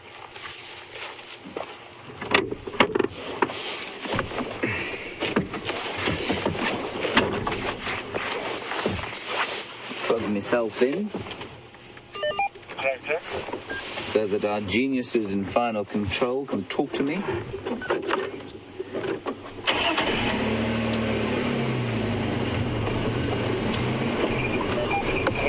And we're not going to waste any more time around here looking for old elephant tracks. Scott has refound the leopard, so you're going to go back to him.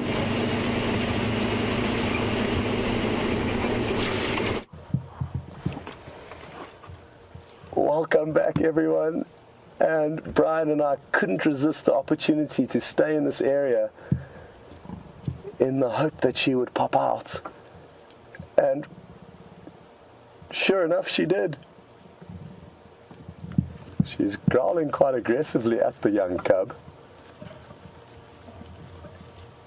And who knows why? Who knows why? Maybe he's getting a little bit too playful.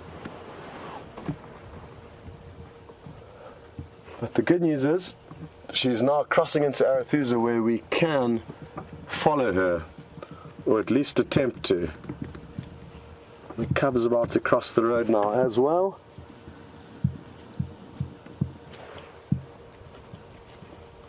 And our luck continues. Whew. Okay, now it's time to get ready for some more off-roading. As you can see, there's an impenetrable thicket in front of us, but we will find a way.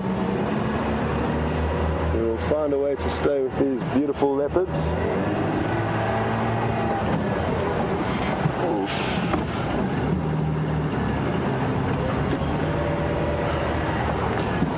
Hold on, everyone. This may be a little bit bumpy.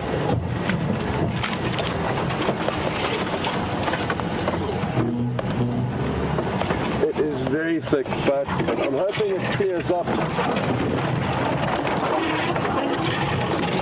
shortly. Which is supposed to be done already.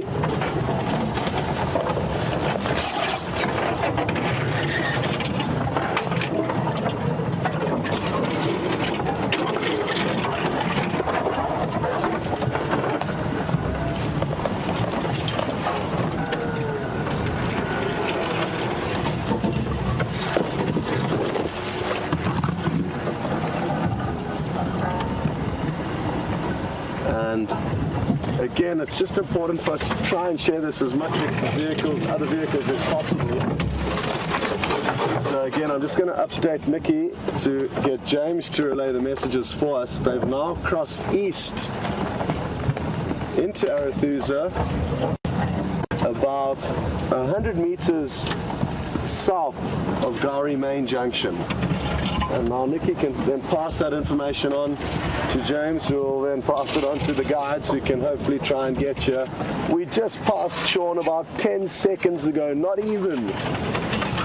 And he headed off into the bush looking for them, and then they popped out in front of us. So it just goes to show how timing can be everything out here. But thankfully now they're on a road, and I'm hoping they're going to stay on this road.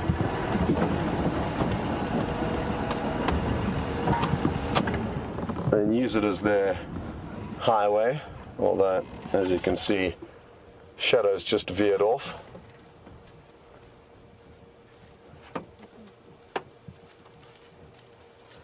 And the cub is now following. He's just to our left. Sorry, Bryan, it's not easy having two leopards to film at the same time, but it's a problem that we don't mind encountering from time to time.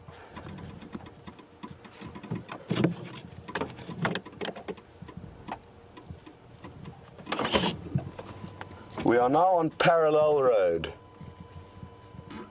heading towards Safari Driveway. And again, I'm just giving these updates so that we can do our best to get other vehicles here and share this wonderful, wonderful morning we're having with the mother and her cub.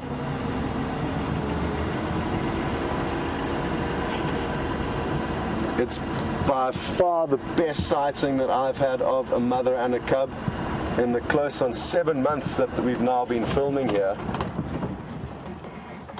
And that will give some of you who may be joining for the first time or are relatively new to the show an idea of how awesome this is.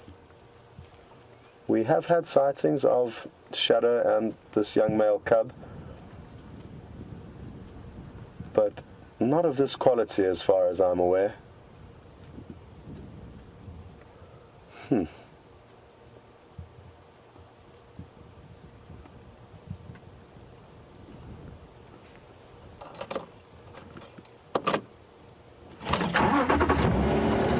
What to do next? I'm going to try and stay with them, but not by following them through this thick stuff, by staying on the road, keeping an eye on them. It's a little bit risky, and I may very shortly veer off into the bush, but as much as possible I'd like to try and keep an eye on them from a distance. It's really thick in here, but there's a little opening, and I think it was worth heading into now, that they are heading towards.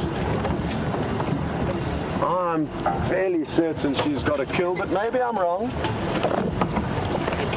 She has been heading predominantly in the same direction, which means she could well be heading straight back to some meat that she knows of. Oh.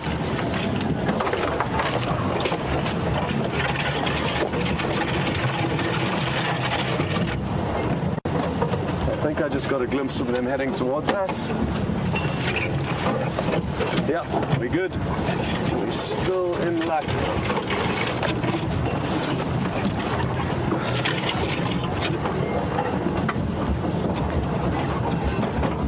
I'm just going to stop right here and let Bryan take over for the time being.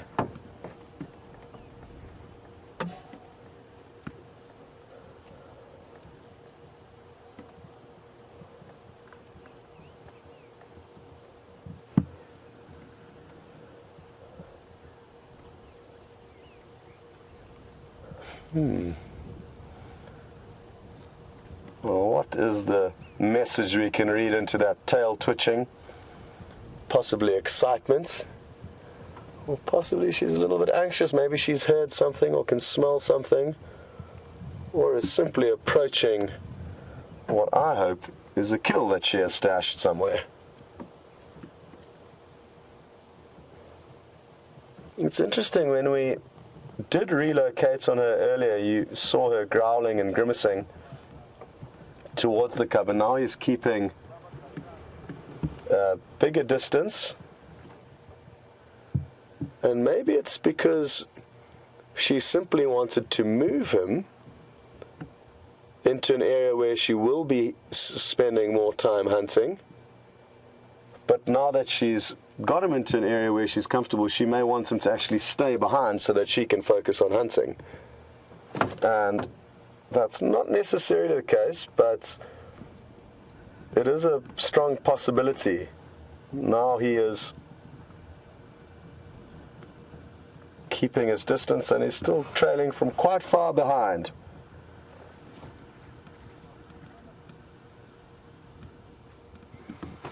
She does appear to be hearing something in the bush ahead of her.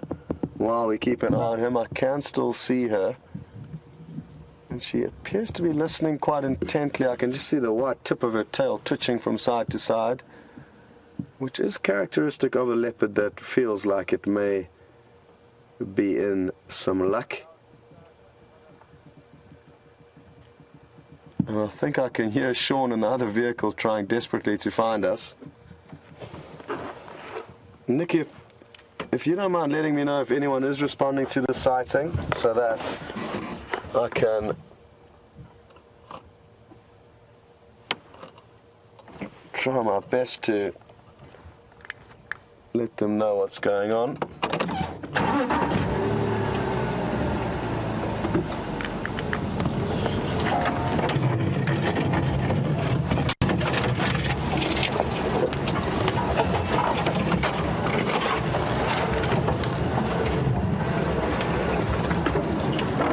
Taking a little rest there.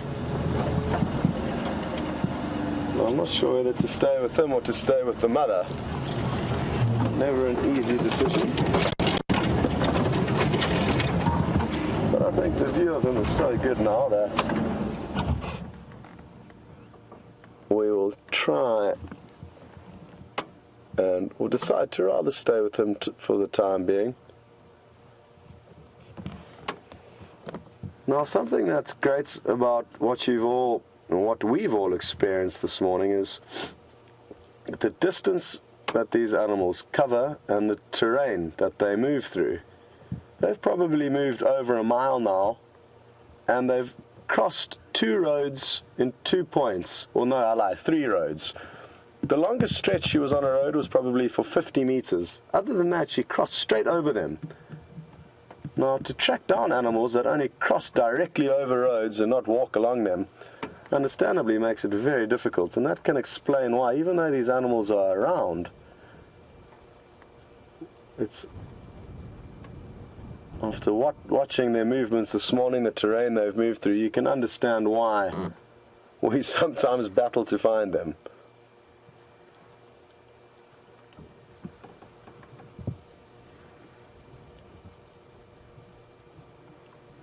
So, what do we conclude from the behavior we're seeing now?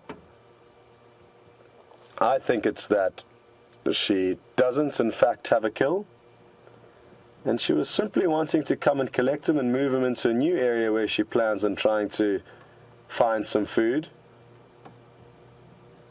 As if she doesn't keep in touch fairly regularly with him, it would understandably be very difficult to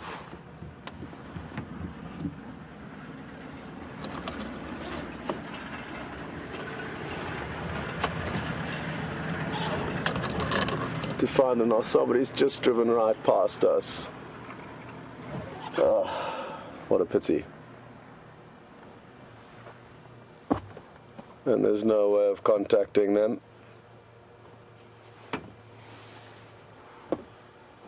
Oh well.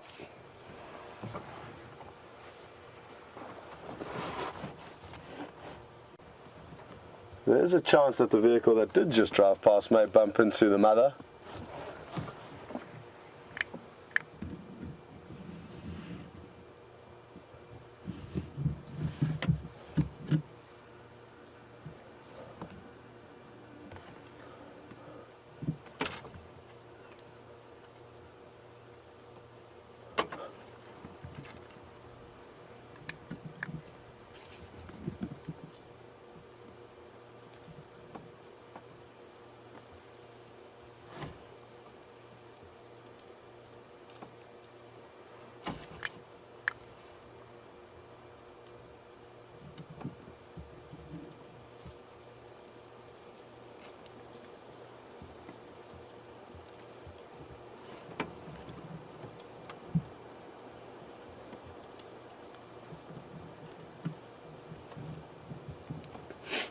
Well, as he cleans himself here and relaxes and we take stock of the incredible morning we've had, I think this is a great opportunity for us to try out something relatively new, something we don't do very often, and that is play a highlight of what was seen just a few moments ago when this little 8-month-old male leopard pounced on his mother. So, in the next few moments, enjoy the little highlight clip that we have in store for you, and I hope you enjoy it.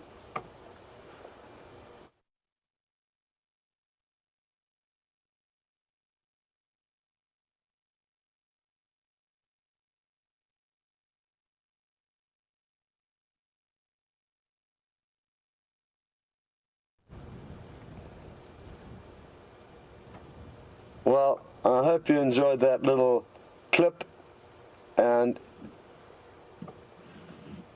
as important it is to us that our content is live, it's nothing wrong with going back and looking at a beautiful scene that was seen by all of us just a few moments ago, and if some of you did just join in the last few minutes, at least you also have an idea of what fun we've been having this morning.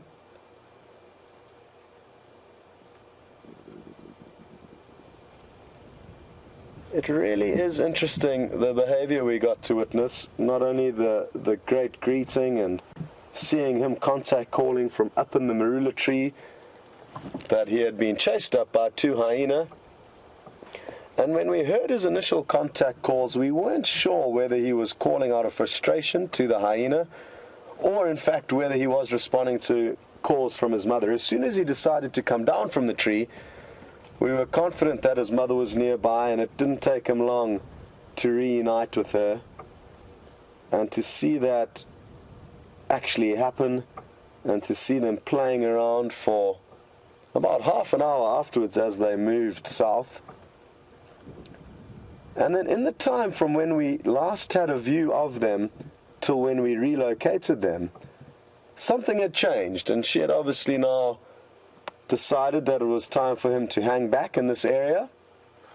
And it's a general area that she can leave him in. Their senses are so good that, just like earlier, he heard her contact call from a way off, probably a quarter of a mile. And now she wants to be left in peace to try and find some food for the 2 of them. So it was simply a little move that we witnessed this morning from one area of her territory to another.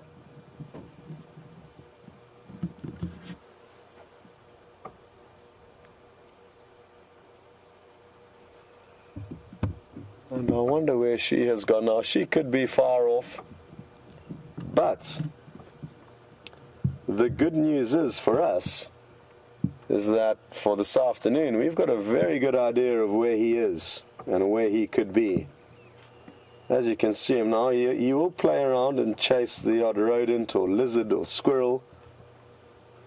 But he should just stay in this general area, which is going to make relocating him this afternoon a little bit easier. So already good prospects for the sunset safari.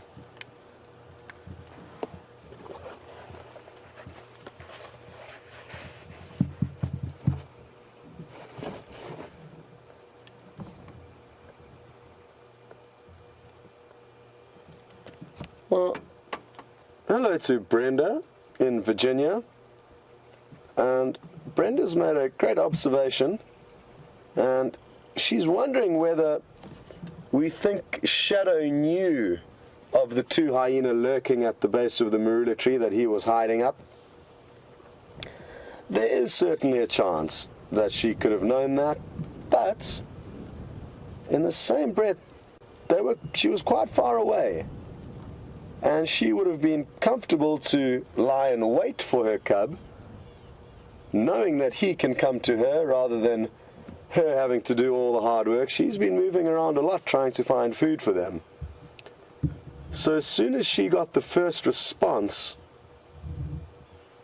to her initial contact calls, the ones we saw him calling out to her, she would have been more than happy to lie down, relax, and wait for him to come to her. So I don't think it's because there were necessarily a hyena there that she didn't want to approach. I think it's more of a hierarchy thing. And the mother just telling her boy that it's time to come for a checkup.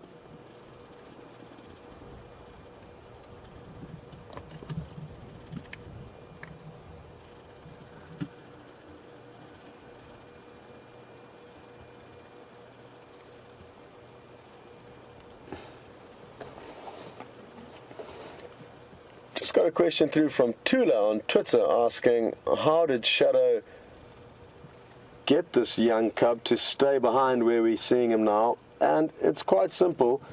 As you came back to us after we relocated them, you would have seen her snarling and hissing at him. And it's all that she needs to do a few snarls and hisses, and that will make him realize that playtime's over and it's time for him to bunker down. It's something that would have happened many, many times in this cub's life. They spend a lot of time on their own, away from their mother, because their mothers can't afford to travel with them and hunt with them. It would be too dangerous for the cubs, and also too much of a burden on her hunting, having clumsy cubs following her around. So it's a command and an experience that both mother and cub would have gone through many a time by this stage of his life, and he obviously just knows by now that when she starts snarling, it's time for him to stay put and let her go and do her thing. Now, he looks quite comfortable. I'm going to try and get us into a better position. It'll just take a few moments, and that way we can get you a better view of him.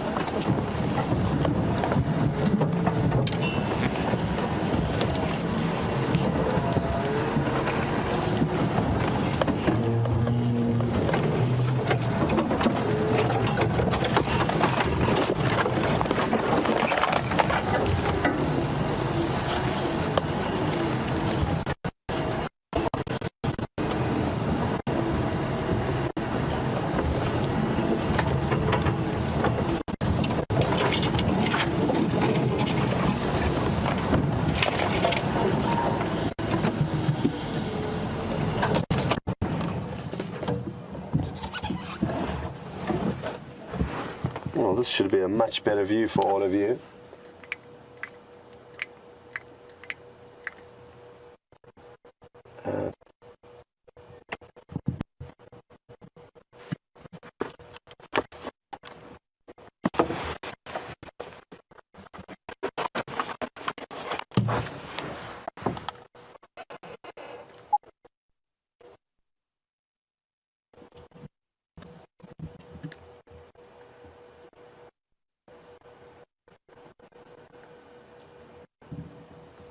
Just got a question through from Pam in Valdosta.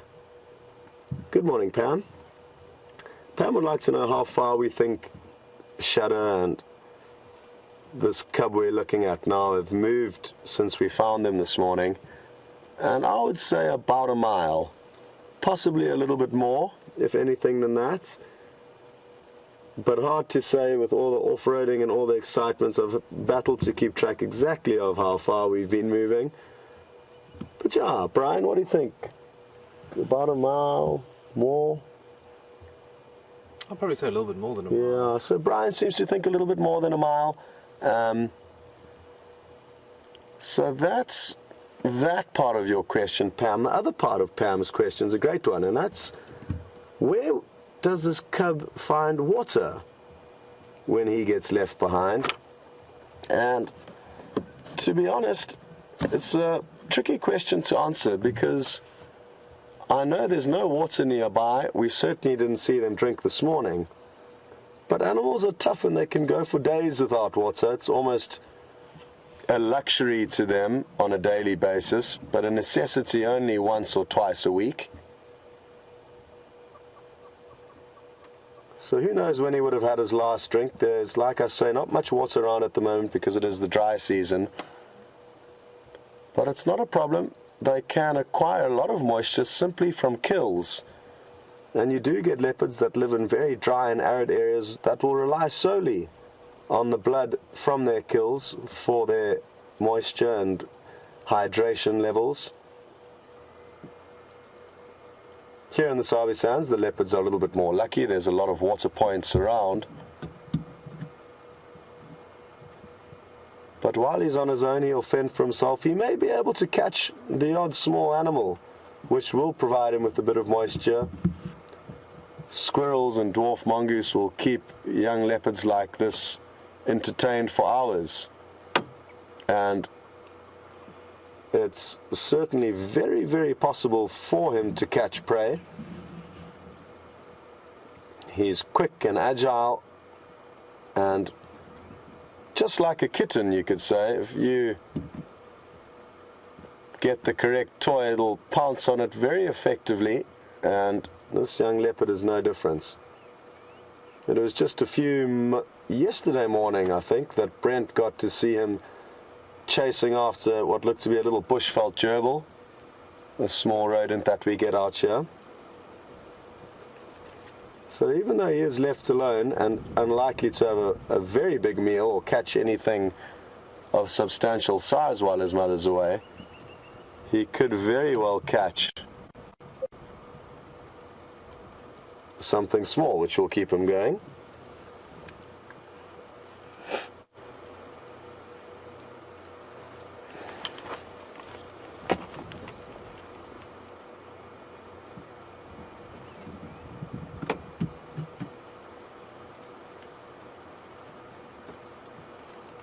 Well, good morning to Sharon in Ohio, and thanks for sending your question through.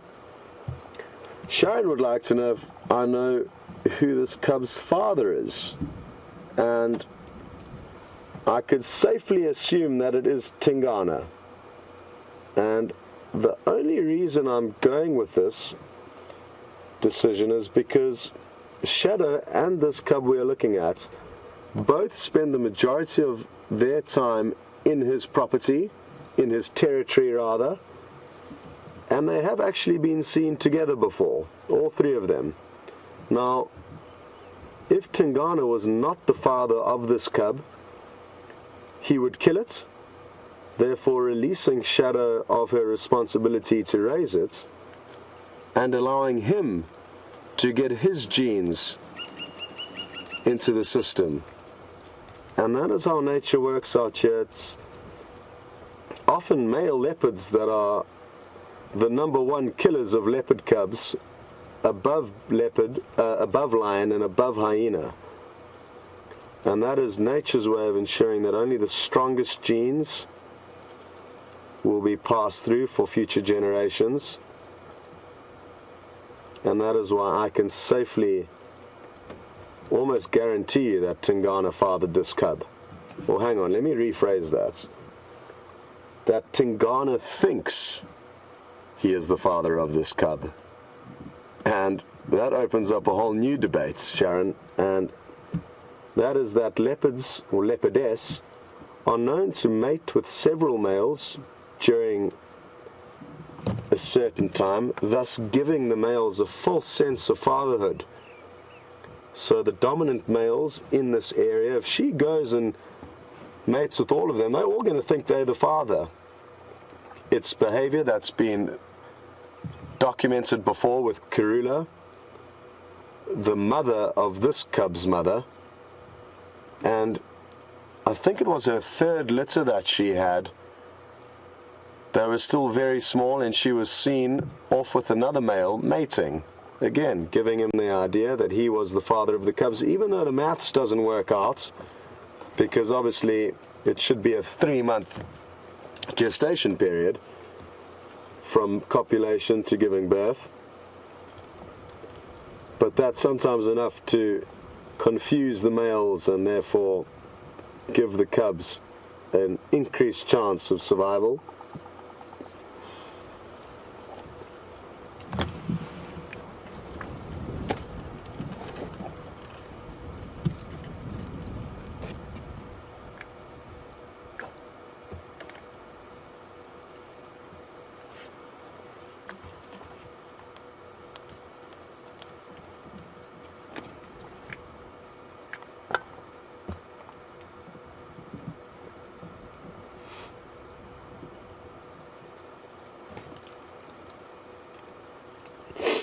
Well, folks, we're not going to go anywhere, but while this young leopard relaxes in the shade, I think it will be a great opportunity to cross over to James and see how his morning's been, and we will catch up with you before the end of the show.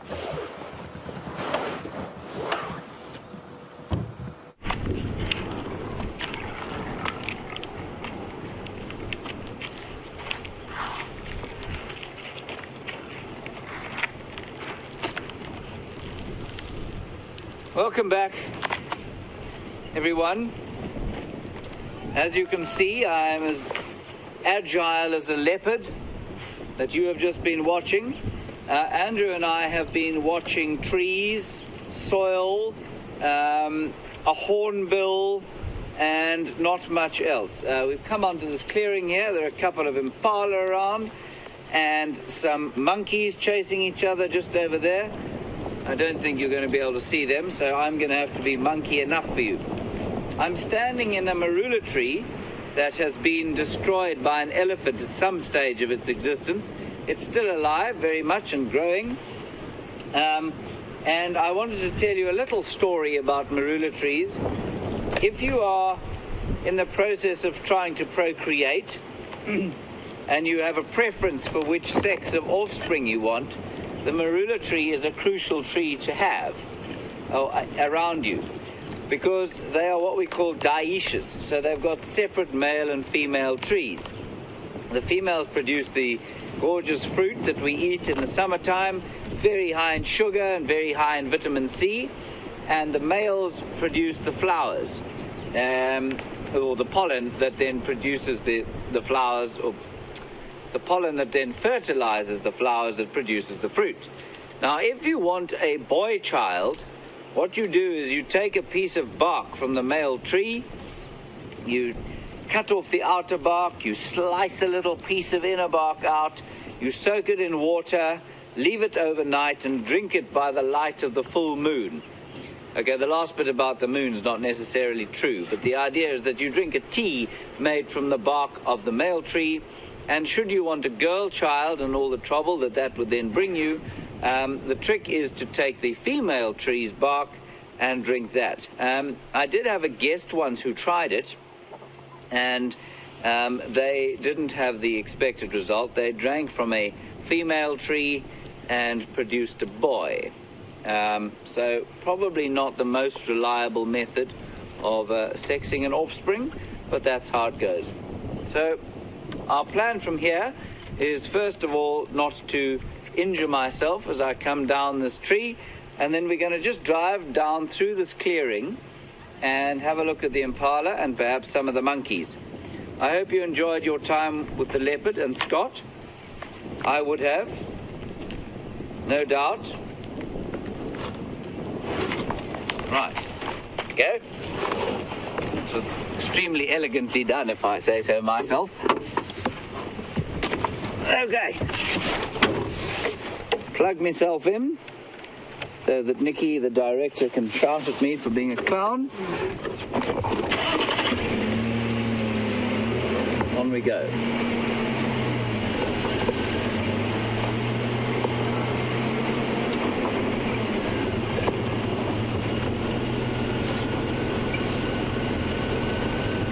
Well, there's a giraffe. That's quite unusual for here. Excellent.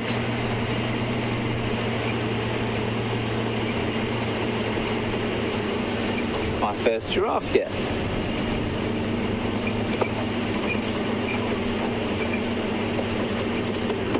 I'm going to stop here.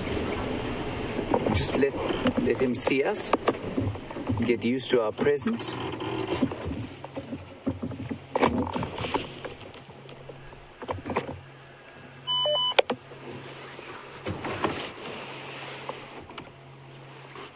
When I was a guide, I used to ask people what they wanted to see, and they'd say, well, we want to see the big five, because that's what their agents had told them they had to see. So I'd say, you mean you don't want to see giraffe? And that would result in confused stares. There's another one off to our left there, Andrew, under the trees. I'll go a bit closer to this one, because the giraffe is such an underrated animal. They're just magnificent.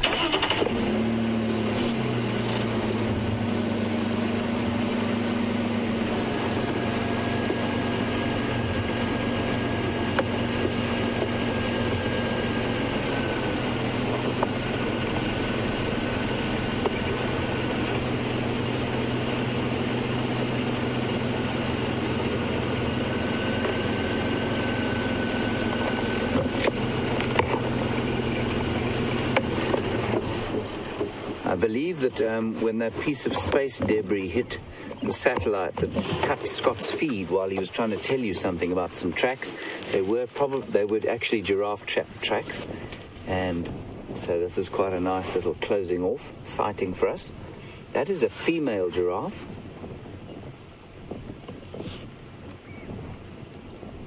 People often ask how you can tell,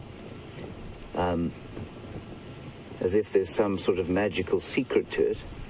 Yes, the horns are different, but a giraffe looking that obviously at us, you just need to look between her back legs. She's a beautifully elegant specimen.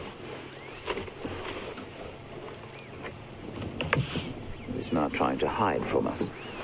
I'm just going to go a little bit forward.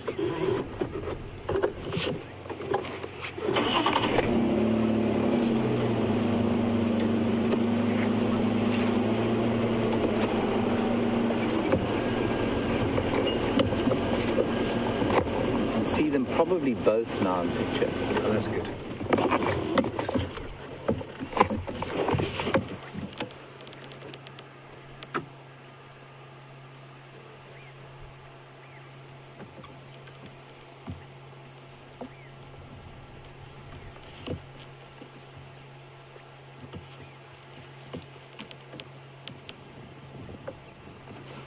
Have a look at her. She looks... Skin is not in the best condition in the world, but she's quite sort of slender and elegant. No, her skin looks pretty good through the binoculars. So I'd say she's quite young. She's just reached adulthood.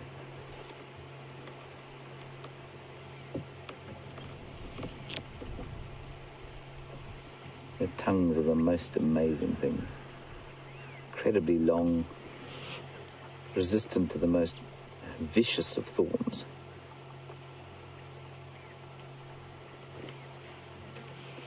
And you can see the other one in the shade there, also a female. And the females will live in these sort of loosely joined groups, often in more visual contact than they are sort of close by where they can touch each other and hear each other.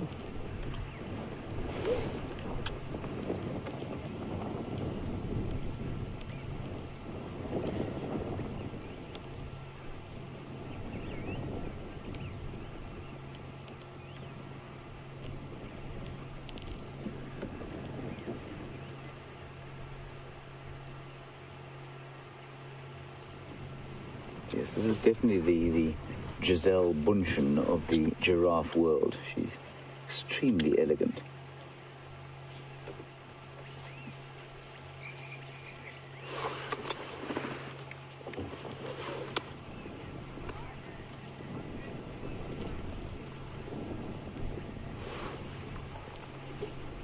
Kathy in Nevada, thank you for your question and welcome to the morning drive. You're asking if I think she might be pregnant.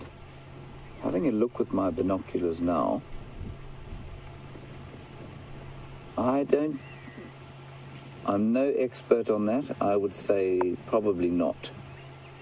She doesn't look to be any more unusually swollen than the other females. If you've seen something that I'm missing, please feel free to tell me. Go around a bit.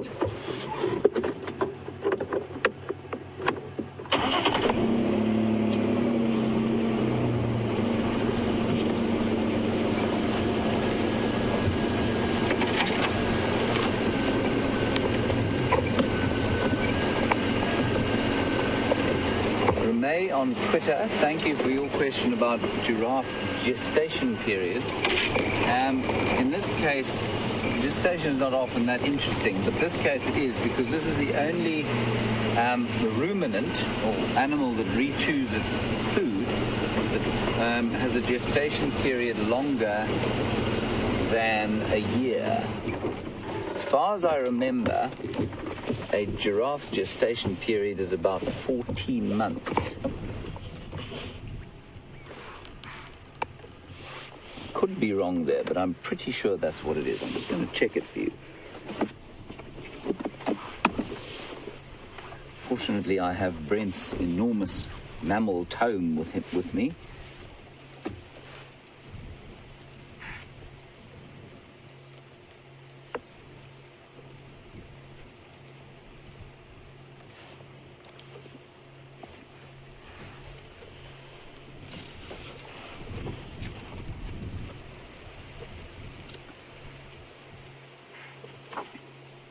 It's fascinating to watch a giraffe actually re-chewing its cud, because you can see the bolus coming up the neck in a sort of ball. It looks like a cricket ball, baseball is rolling up the neck and into the mouth. Bloop, and then they chew away at it.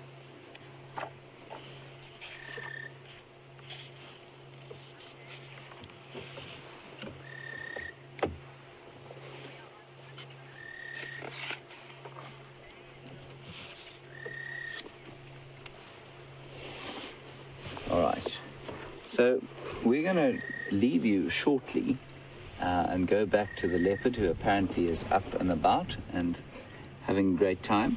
Thanks very much for joining us on this fairly quiet morning drive. I'm so pleased that you got to spend some time with those leopards and with Scott.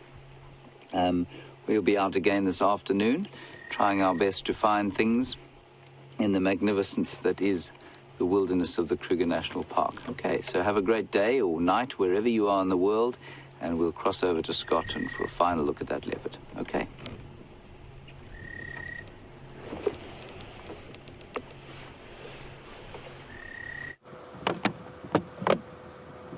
Welcome back, everyone, and that couldn't have come at a better time. He's been showing signs of getting a little bit playful, and he's just got up. He hasn't moved a muscle since you left us until the second you got back. And what is it that he's going to do? Possibly just reposition. I think he will spend the rest of the day here in this general area. He may move off a little bit, chase the odd small animal that may pass by. But I'm hoping as it heats up during the course of the day, he'll be less inclined to move, and that way provide us with a great opportunity this afternoon to head out and try our best to relocate him. Who knows, by then his mother may have made a kill, come back and collected him and taken him to it. But only time will tell. Certainly very, very good prospects though, and to be honest, after a sighting of this morning's quality, even if we don't see leopards for a few days, we are not going to be in a situation to complain, because what we experienced this morning was some really magical interaction between a mother and her cub. Bryan and I were just remarking on how lucky we were with the timing of us getting into the sighting this morning. We had been there only a minute or two before he descended from that Marula tree and reunited with his mother. And the fact that we managed to find the vehicle in that sighting simply by us revving our engine, stopping and listening to them revving theirs, and slowly making our way into the very thick bush that they found him in. Again, it's just important part of this morning's story, and important to realize how lucky we've been.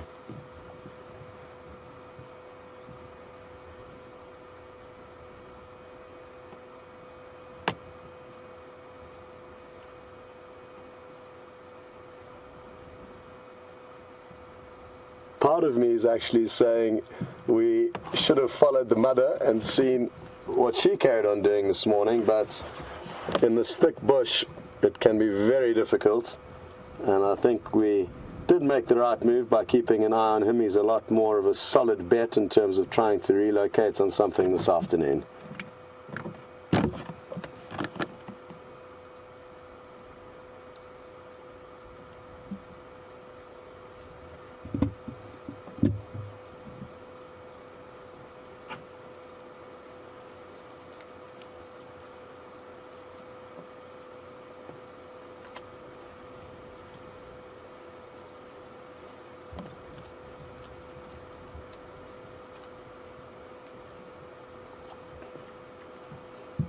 just got a question through from Amber in Colorado. Morning, Amber, and welcome. Amber would like to know how old Shadow is. Roughly 9 years of age. How old is her mother Karula? And her mother Karula is about 11. So it would have been from one of Karula's first litters, if my maths adds up, that she would have given birth to Shadow, as well as another female leopard called Tundi, who now lives to the south of Djuma. And we don't see much of her, but we hear reports of her occasionally on the radio.